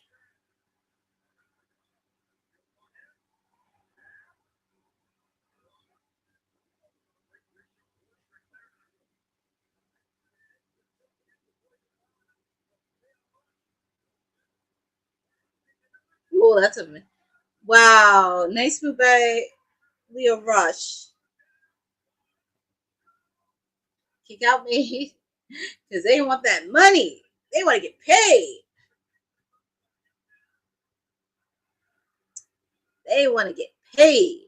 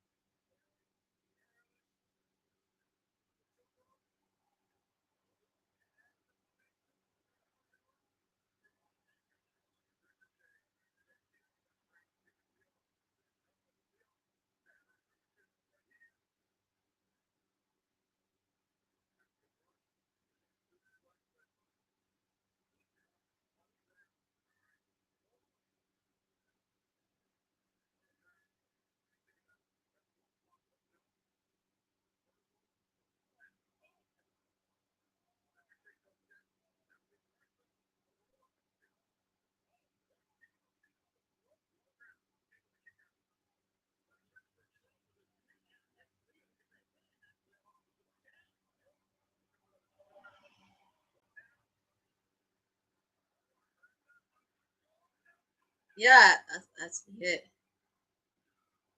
3. Ah! Oh my god. Hologram is richer. And he's still undefeated, by the way, folks. The winner of this match is Hologram.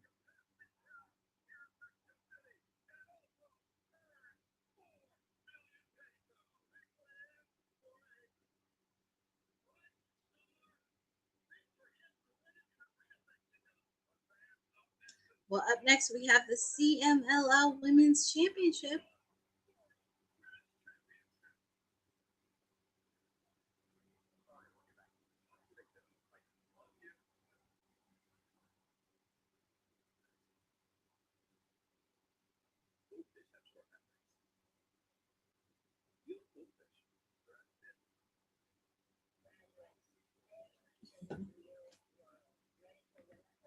He is amazing. He's definitely amazing, and that's why he's so undefeated.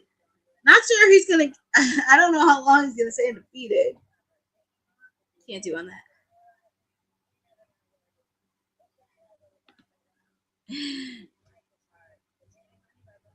Let's see if Mayor runs in. He always wants to.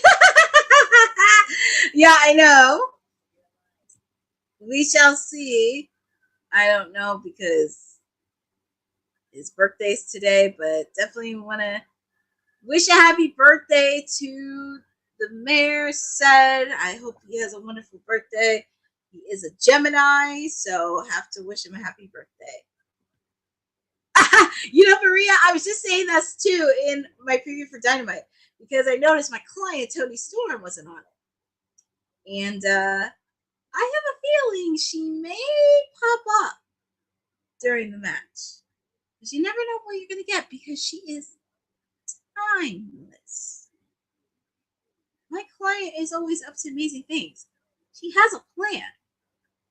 She just doesn't need to tell anybody about it. She has a plan. But oh my goodness. Well,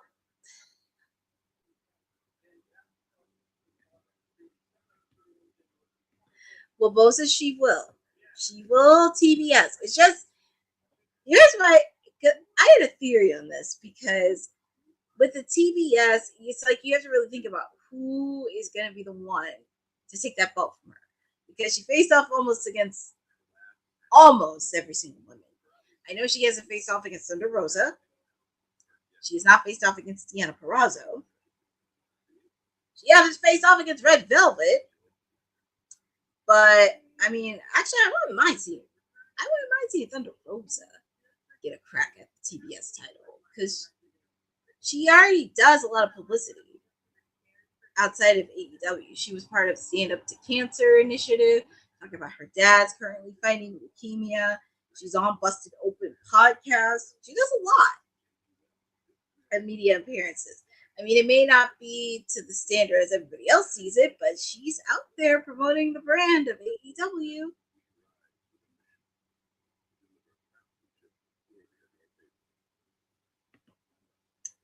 True, Bossman may have painted Mercedes into a quarter like it did. I know it's kind of crazy because then it's like you have to think about like who is going to be the person to take away. Actually, I wouldn't mind seeing Thunder Rosa take that TBS. And also, I had a really interesting thought because Mercedes is collecting all these belts. Every single belt except the AEW Women's title. And speaking of Miss, here is Miss CEO.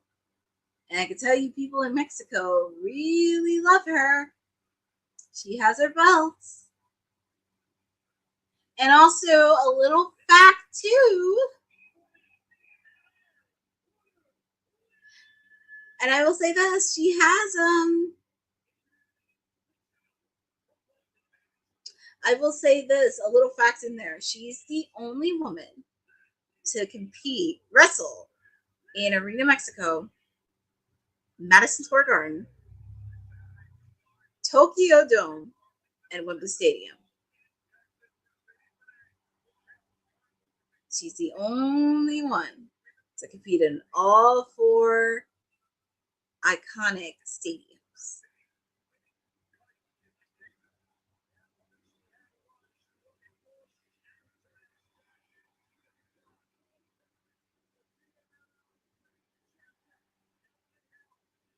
And here we go.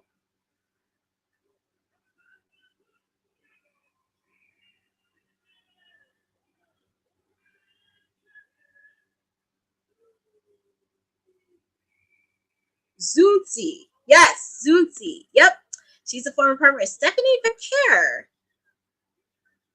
Yep. They were CMLL.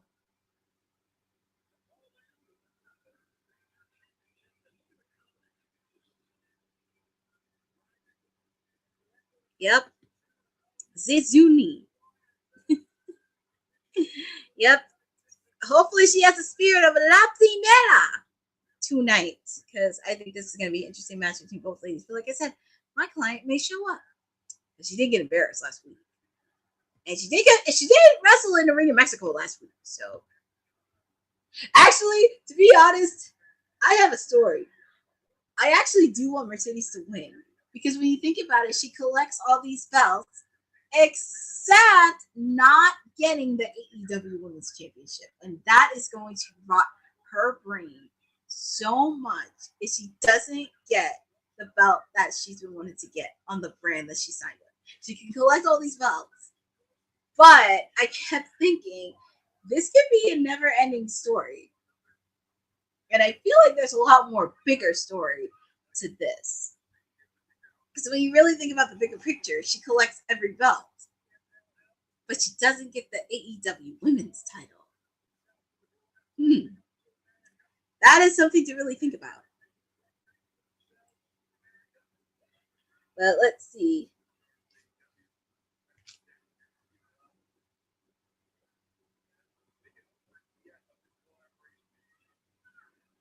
Well, here we go. This is the CMLL Women's.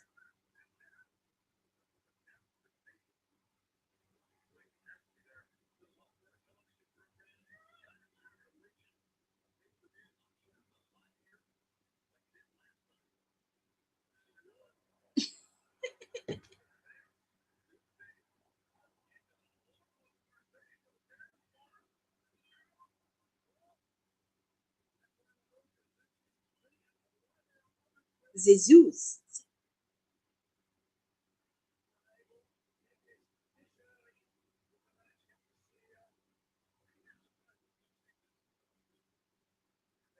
Zeuxis, something. I'm just trying to announce it. It's always interesting to announce some of these luchadors' names, but we shall see. Yes, Boza. Actually, it's funny. We were talking about that.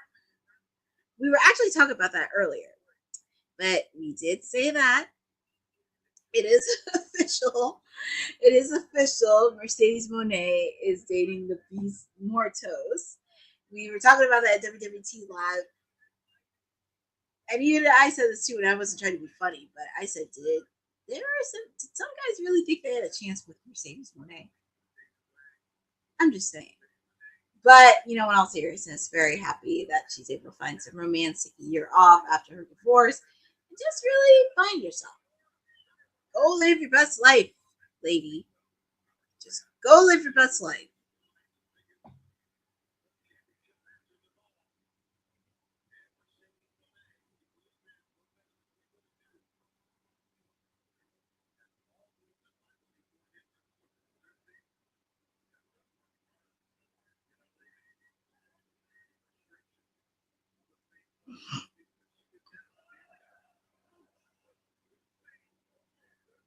Okay.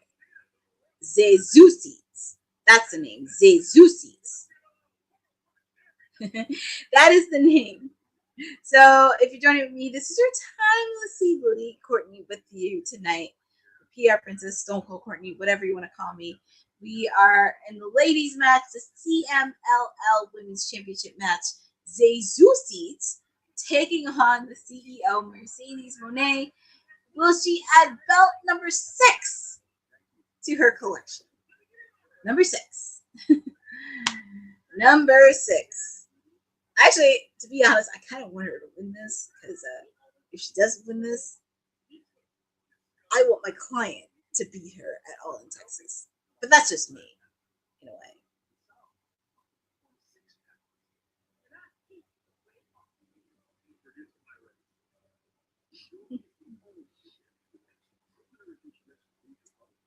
But yeah, ladies and gentlemen, I mean, we're almost at 10 o'clock.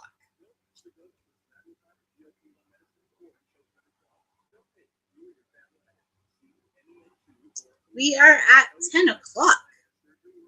Almost at the 10 o'clock hour because we're wrapping up at a 10:30.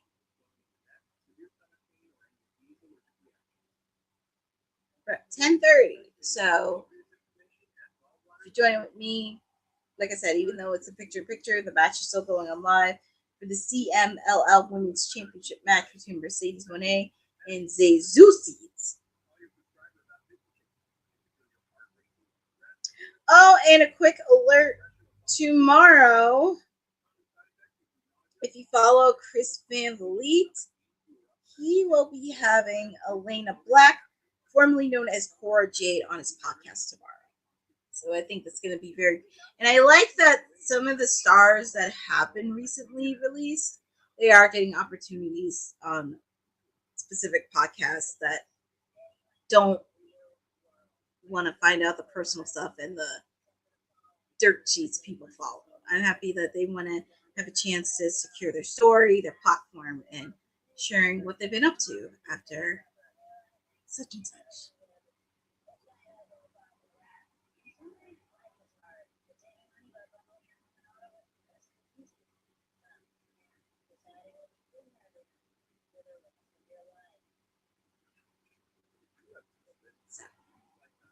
But Zeuxis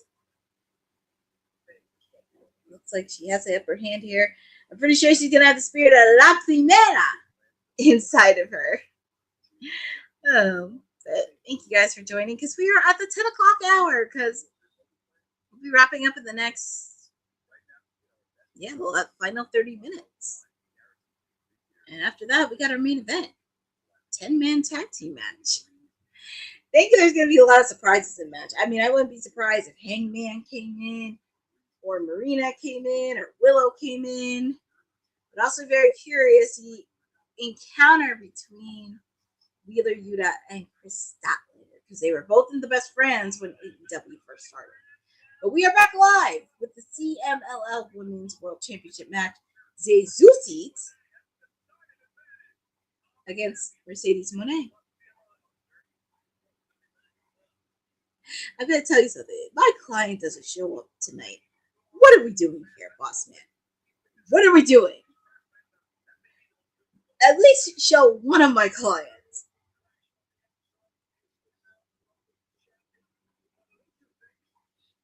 But it has been a good match so far. I just wish they had more than one. I just wish they had more than one women's match in this event.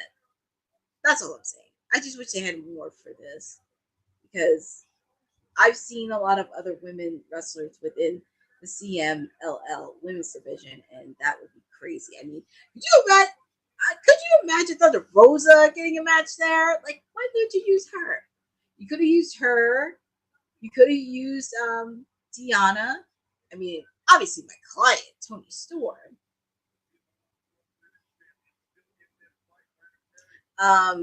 I mean, since last week, you could have used Tay and Anna Jay together because they're back together again.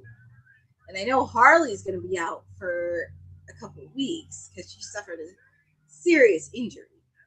But Mercedes putting on, but Zeuxis, it looks like it's breaking up the submission.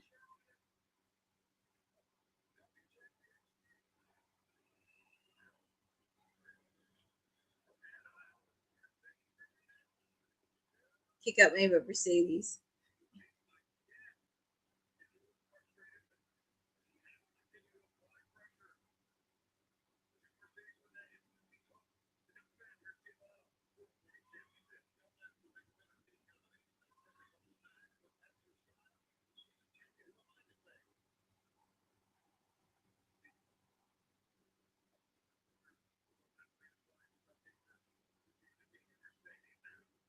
Headbutt by Mercedes.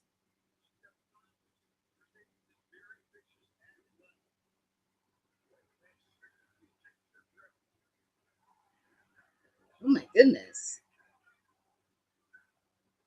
That is crazy. Well, your new CMLL Women's Champion. I thought my client was going to show up, but I guess not. Yeah, my client needs to win. She needs to win badly at All in Texas. She needs to win. Because when you think about it, there's a bigger picture to this. She collects every single belt for all of the world except that belt.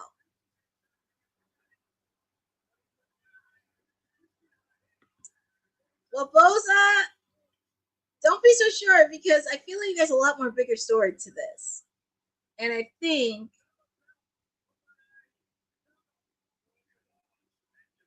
with this, she collects every belt, but she doesn't get the one belt that she wants at Texas.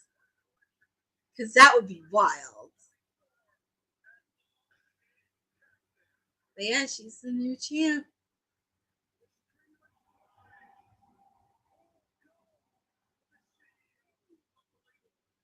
Well,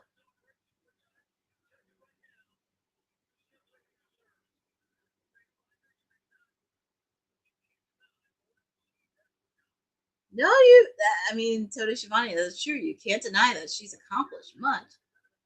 And oh! It's my client.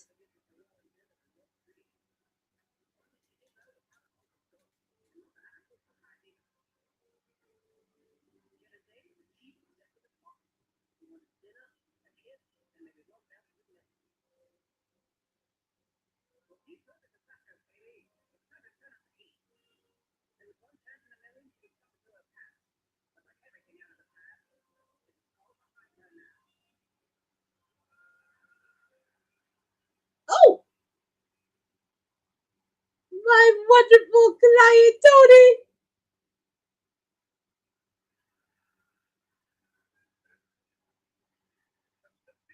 Ah, that's Mina! I love it! Oh my god! I love it, their attack. What? Is Tony Storm dressed up as Carmen Sandiego? See, you played mind games with her. Yeah, she's dressed up as Carmen Santiago. That is a throwback right there.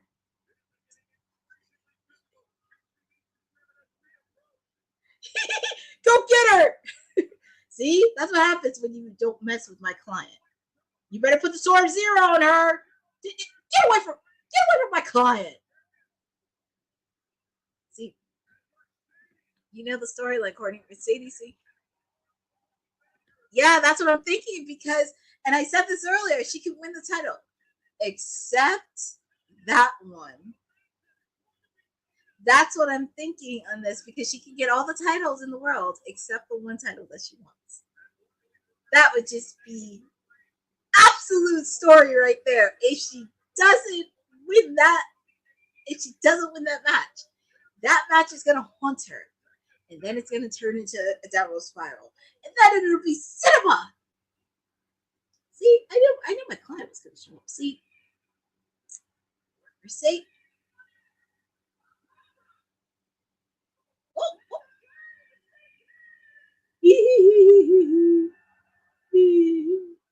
She should have gave her a Storm Zero. Oh, I just love her. She's the reason I got into AEW. But this is way before she was timeless. Oh my god. Woo.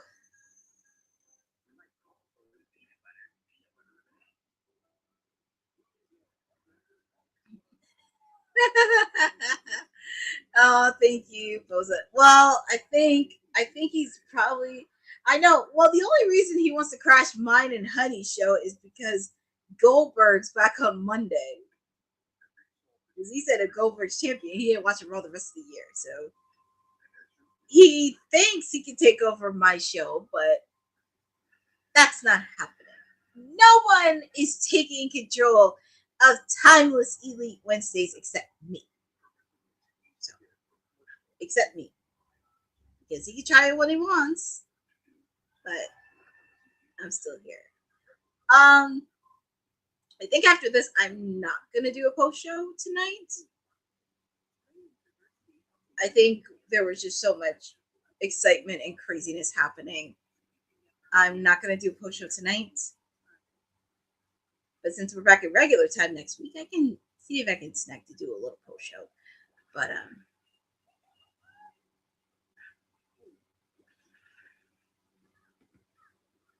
I saw on the schedule it's supposed to go like.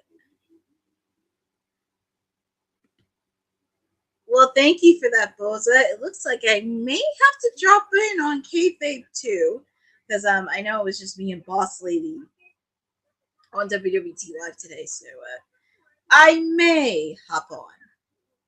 I may. I don't know yet, but we shall see.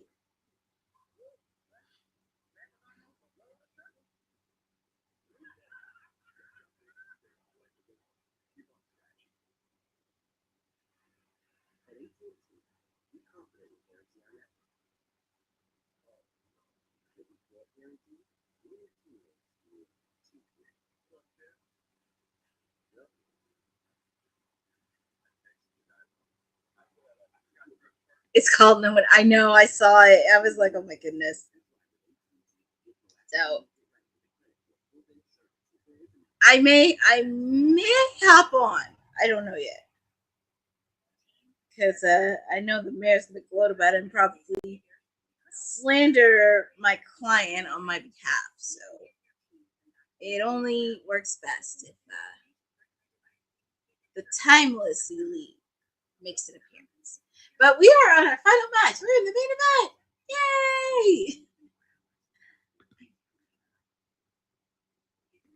Well, I don't know, Maria. To be fair, I don't think Goldberg is losing.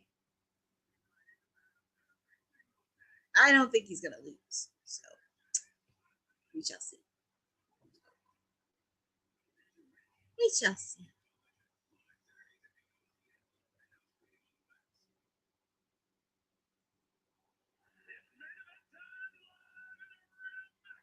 Oh, they just started. Oh. I know, and what's that? But we have our main event. And here comes the Ariel Sauce and Will Ospreay. Also, I have to send congratulations to him because him and his wife, Alex Windstor, is engaged. And Alex Windstor is all elite. Definitely want to send a congratulations to her. I definitely want to send a kudos and congratulations to her.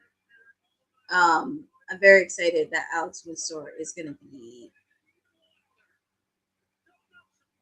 signing to AEW. I heard she is a force to be reckoned with in the independent scene in the UK. So very excited to see that. And we do see the bandage on Will Ospreay's head after taking that kick to the face by those obnoxious EVPs. But Ospreay, his entrance team is so energized. Ospreay, Ospreay, Ospreay, Ospreay.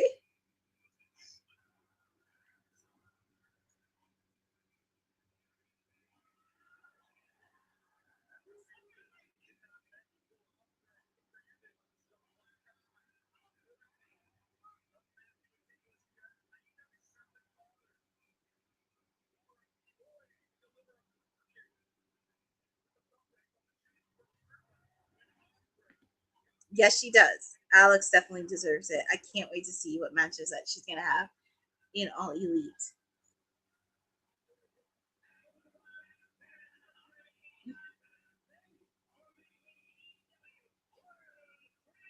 And we're waiting on his tag team partners, the Trios champions, Powerhouse Hobbs, Samoa Joe, and Shibata. I just want to know what's going on with Hook because we did see Hook return at Double or Nothing, but I just want to know what's going on there, and that's a storyline developing.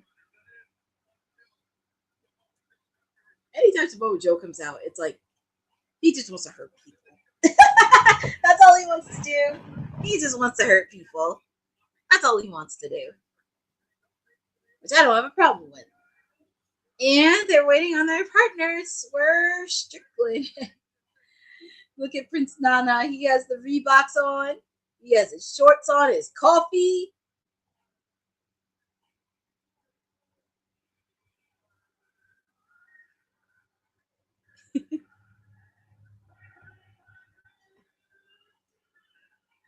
There he is.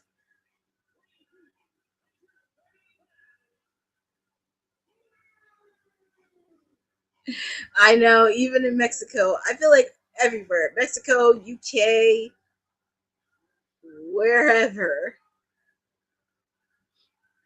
And also, as I said, Reebok's collection of Swerve Strickland is available now wherever shoes are sold.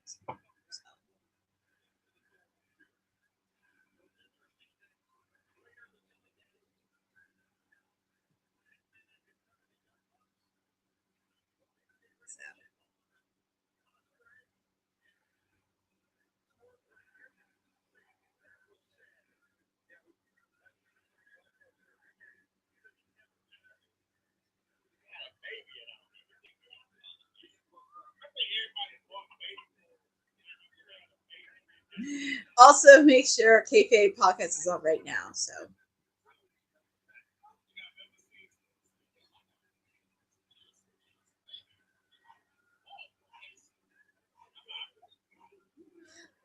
and we have the Beast Mortos. I really thought, stop, be nice, Maria. Yes, no. Oh, now we know Mortos is replacing Claudio because Claudio had travel issues. Oh, that makes a lot more sense. Nothing wrong with the Beast Mortos. I thought they would at least use Roosh. Because Roosh is there too. But.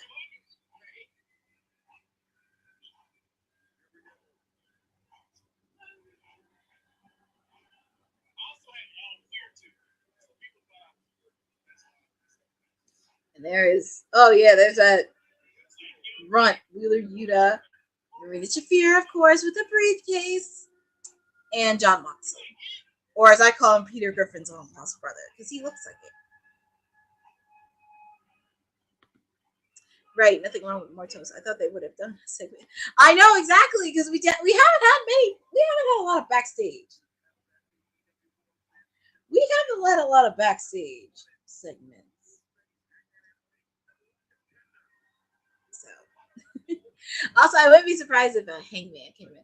Oh, and of course, you have those obnoxious EVPs, annoying EVPs. Yay! You can tell by the sound of my face.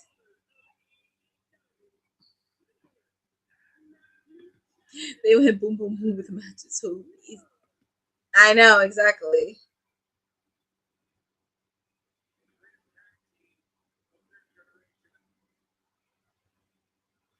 Well, for their generation, yes. They are one of the best tag teams in their generations. Yes. But if I'm going to be honest, if it wasn't for Matt and Jeff Hardy, you guys would not be in existence. Because when you really think about it, Matt and Jeff Hardy influence a lot of teams.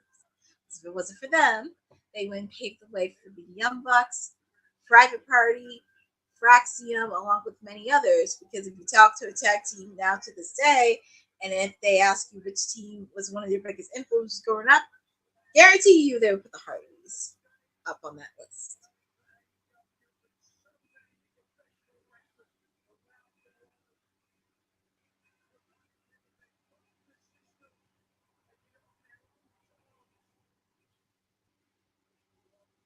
But they are annoying and obnoxious.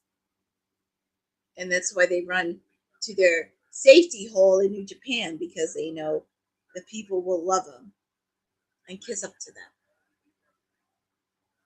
Ooh, and Will Ospreay oh my god, his head is so bandaged. I feel so bad.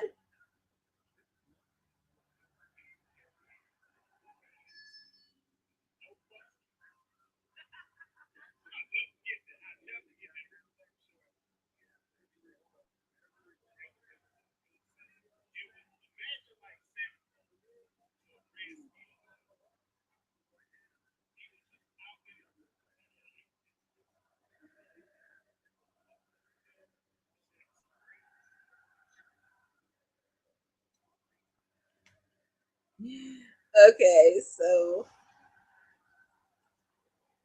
all right, sorry, I'm watching because Kayfabe's on right now. So the Kayfabe Pocket is on right now. If you guys want to check it out, hosted by my other siblings, Will, Dion, and Wrestling with Honey. Feel free to check it out.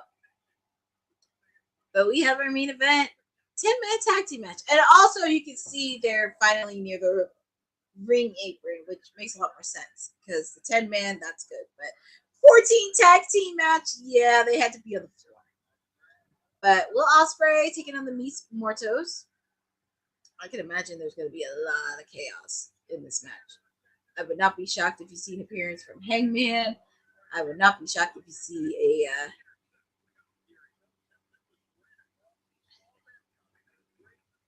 I would, like I said, I would not be surprised to see Hangman. I would not be surprised to see Willow come out because she is going to have a match with Marina. And then obviously a kick to the face by the Young Bucks. Yeah, I'm multitasking too before Honey's. I know, it's like a Goldberg. It's like, eh! So, I have to watch this main event. And it looks like the Young Bucks are taking on Swerve Strickland. Their signature pose.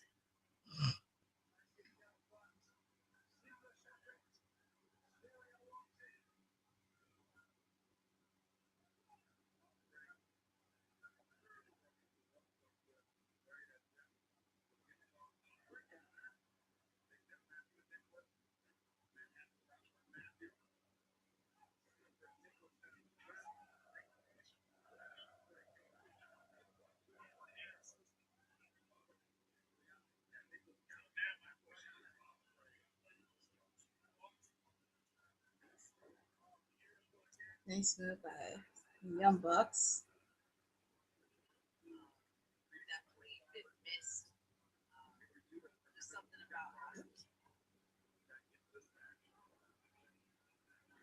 Oh yeah, that little runt Willie Yuta.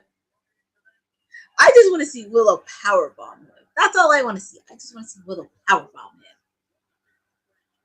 But nice tag team by Swerve and Will Ospreay, taking out that little runt Wheeler Yuta.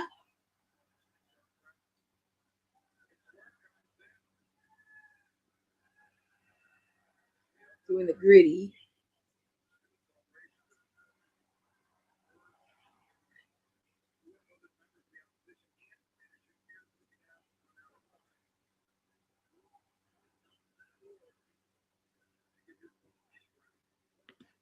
I kind of figured that it was going to go into overtime. There's very rarely it ends on time because, as I can imagine, there's going to be a lot of chaos. I could see Hangman coming in. I could see Willow coming in. A lot of stuff happening. But it's a shame with, because Claudio, issues with Mexico. Of course, Cash Wheeler couldn't come out due to unforeseen circumstances.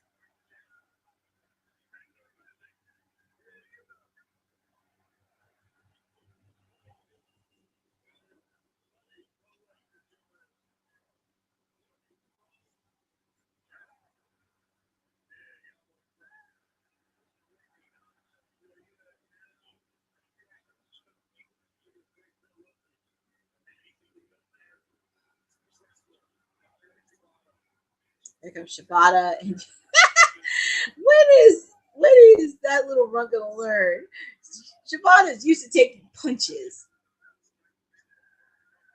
And also, just a quick PSA announcement: AEW Collision returns this Saturday live, where it will be in Seattle. Yes, it will be in Seattle this weekend.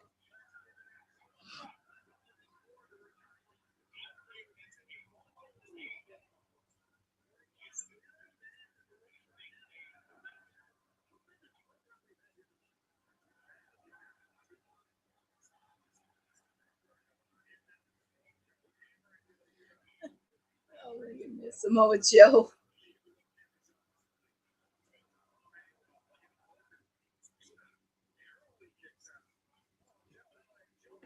The beast should have been there. Well, to be fair, Jay Hendry, I think they want to keep it very separate. I know the relationship's out there, but sometimes you have to keep separately and do their own things. Maybe Mercedes didn't want in there, but I don't know.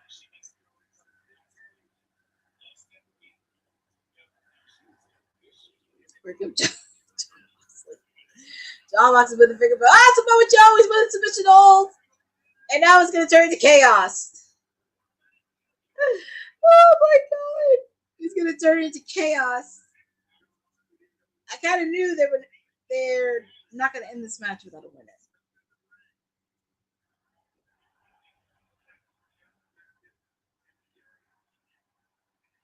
Oh, what's Will Ospreay gonna do here?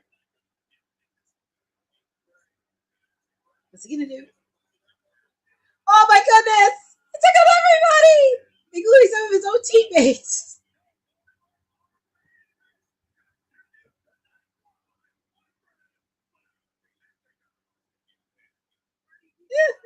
Oh my god! I do think for the next match at All in Texas, it's gonna probably Swerve, Ospreay, and the Young Bucks. Because Swerve said he's going box hunting.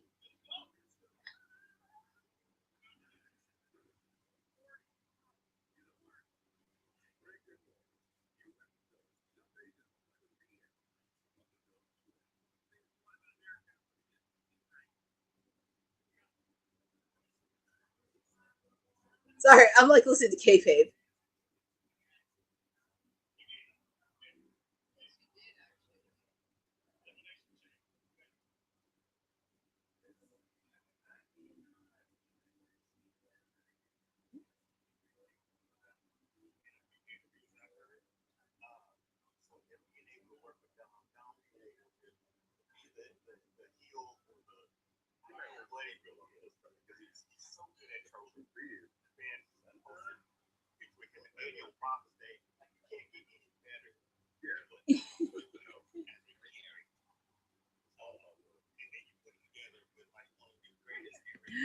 Yeah, I know he did say the greatest luchador, but I still, yes, Bosa, I did hear that, but I still said my word.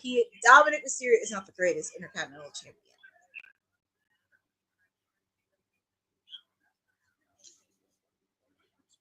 First of all, Simon King, spell Mysterio before you decide to Dominic Mysterio is not the greatest Intercontinental Champion. I said what I said.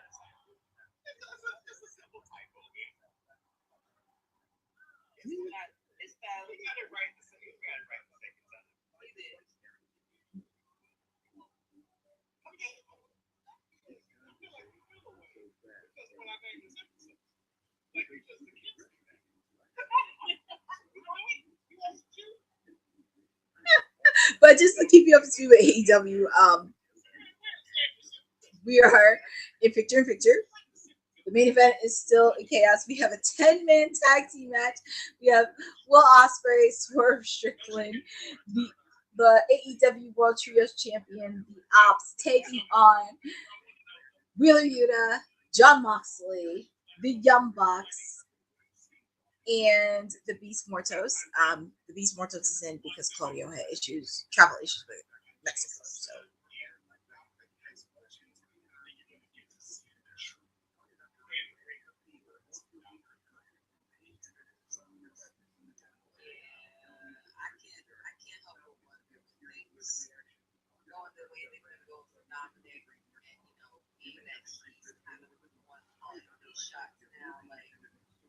A couple of years ago, I would have said not a chance, not for Yes. I'm saying that he is this time around. And we're back live with the main event with the 10-man tag team match.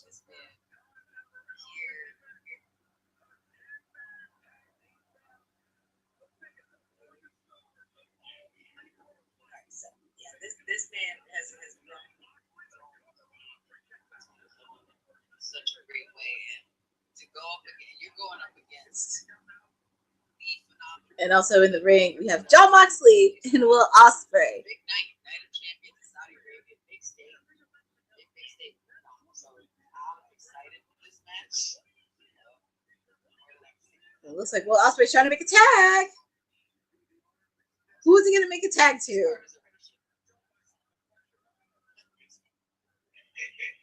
That's right. So, most of I agree. I think this is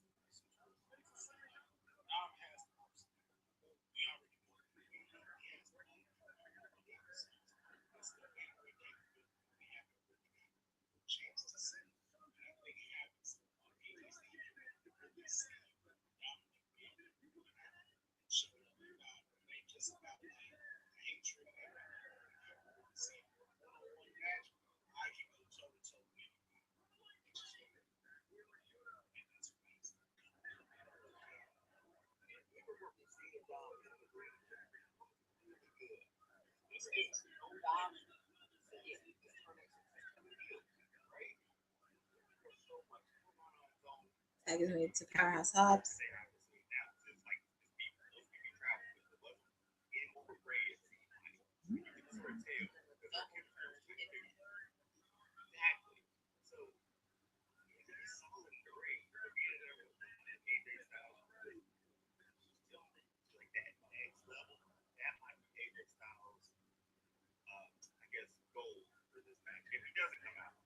Why would you mess with Powerhouse Hobbs? You know those lame super kicks are not going to take down Powerhouse Hobbs. You know that.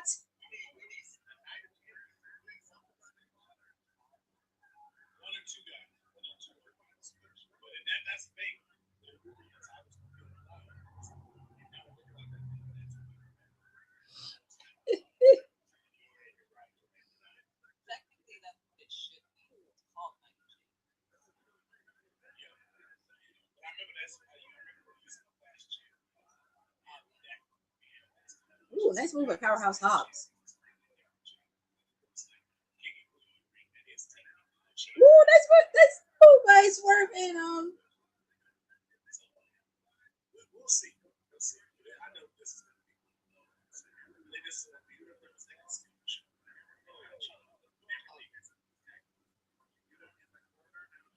So we also got another set that's on the line. Something that I thought we had Night of Champions is happening next Monday. Big time Becky Lynch is going to interrupt them with time. oh yes. Question: who's this? Ooh, that's a good question.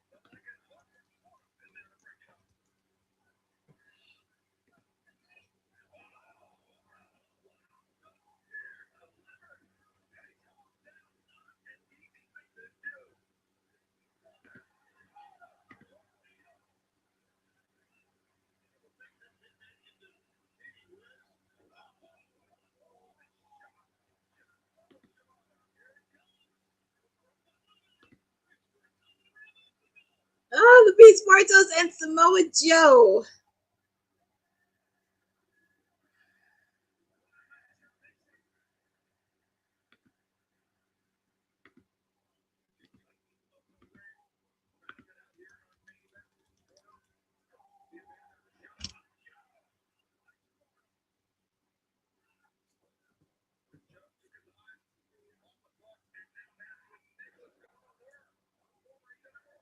Oh my goodness, and the Young Bucks, typical doing their super kick.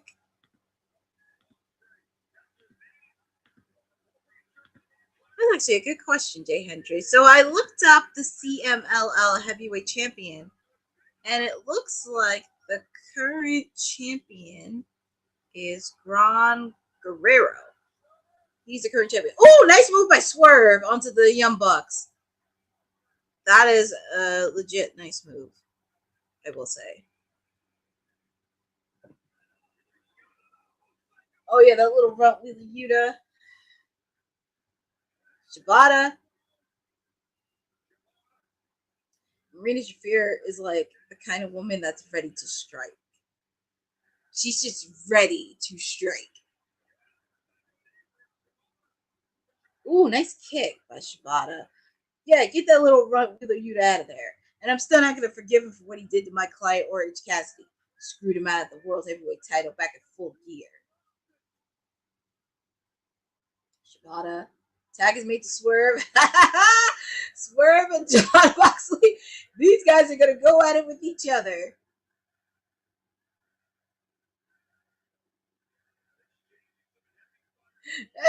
I know some of them are booing Moxley out of there.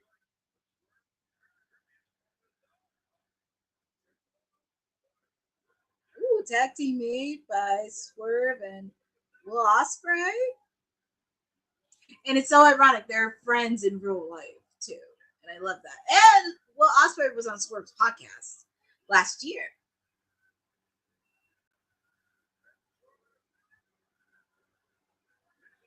Oh, look at the Young Bucks. They're trying to... Will Ospreay handling that. Where is Willow? Swerve. Actually, better yet, where's Nana? I want a 3, and of course, Moxley got the win.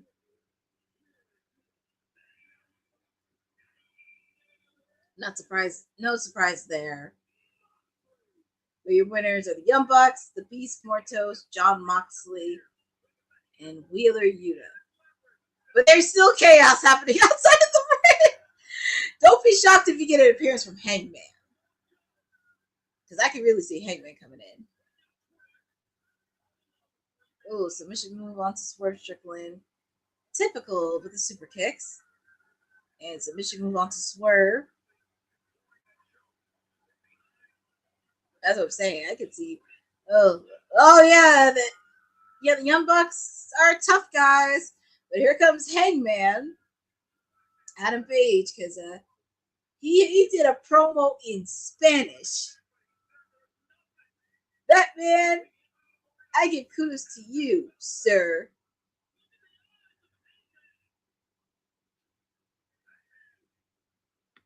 Yeah, no. Oh, wait, I didn't see that. He did? Oh, wow, that's funny.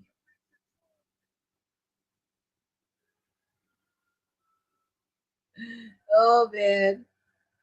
I think Moxley messed with the wrong cowboy.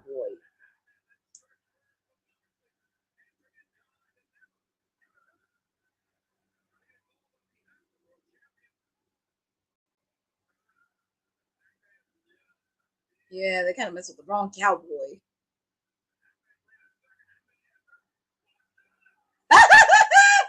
Took out both.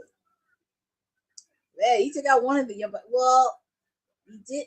Hangman did warn them this would happen. And look at Moxley. He got the briefcase.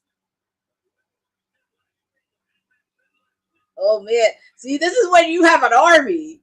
This is where you have an army. Because this is where Moxley backs away. Now all you need is Darby in the mix. That's all you need. But it would have been so cool for Willow to come out too.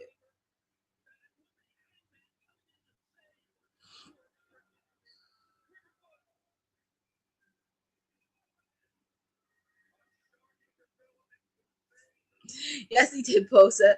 And look at Hangman! Man, Hangman really you don't mess with a deranged cowboy. He really was gonna get him.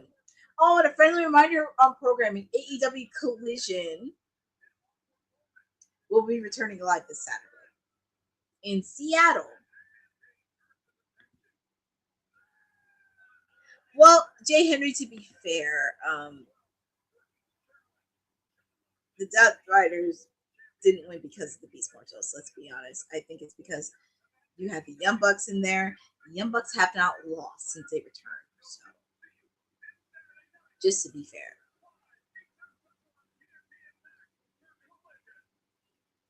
But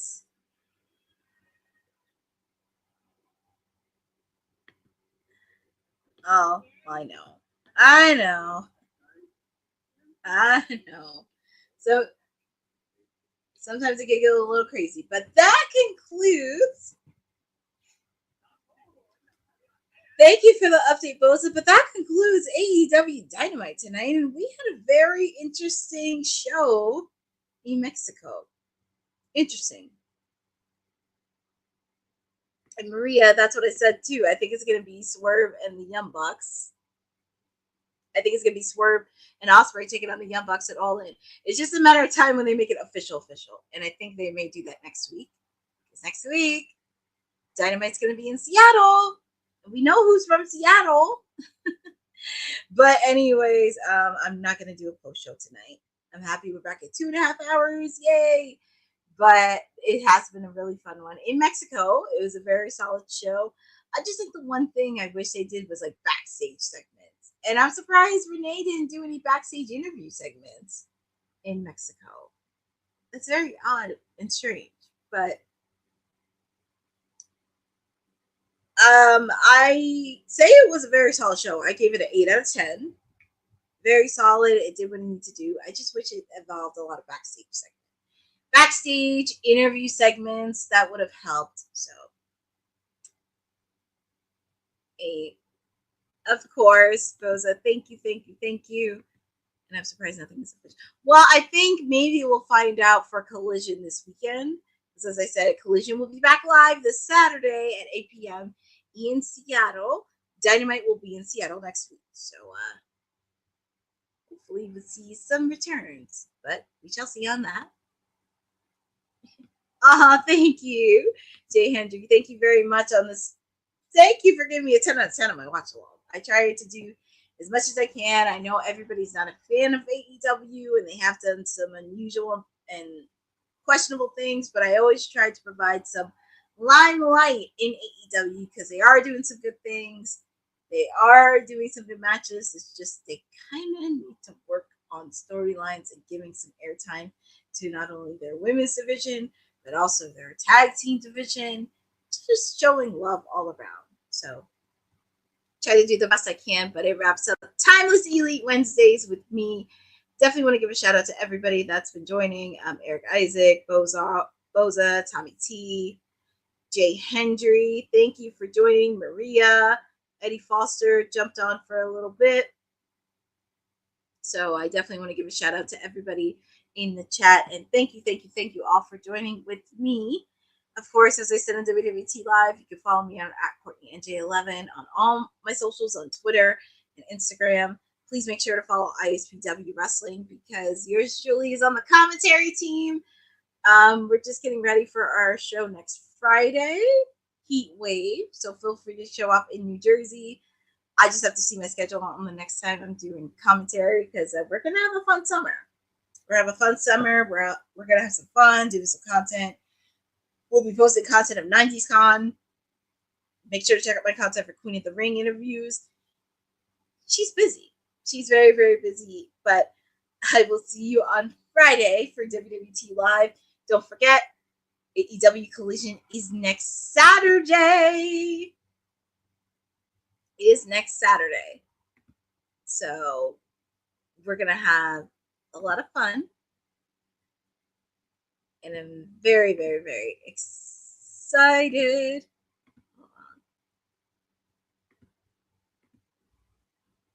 We are very, very excited to spend it with all of you. It's going to be a fun summer. Thank you guys for joining. Don't forget, the Saturday Collision, 8 p.m. TNT, live from Seattle. And next week, Dynamite's in Seattle, Washington. So it's going to be fun. And thank you guys for joining Women's Wrestling Talk, the #1 women's wrestling network on the planet. Have a great evening. Be safe. And I will see you on Friday. Thanks for joining WWT. Don't forget to like us on all social media platforms at WW Talk Pod. Like and subscribe on all video and audio platforms, like yesterday, my G. And check out our website at www.talkpod.com. Thanks for watching Women's Wrestling Talk, the #1 women's wrestling network on the planet.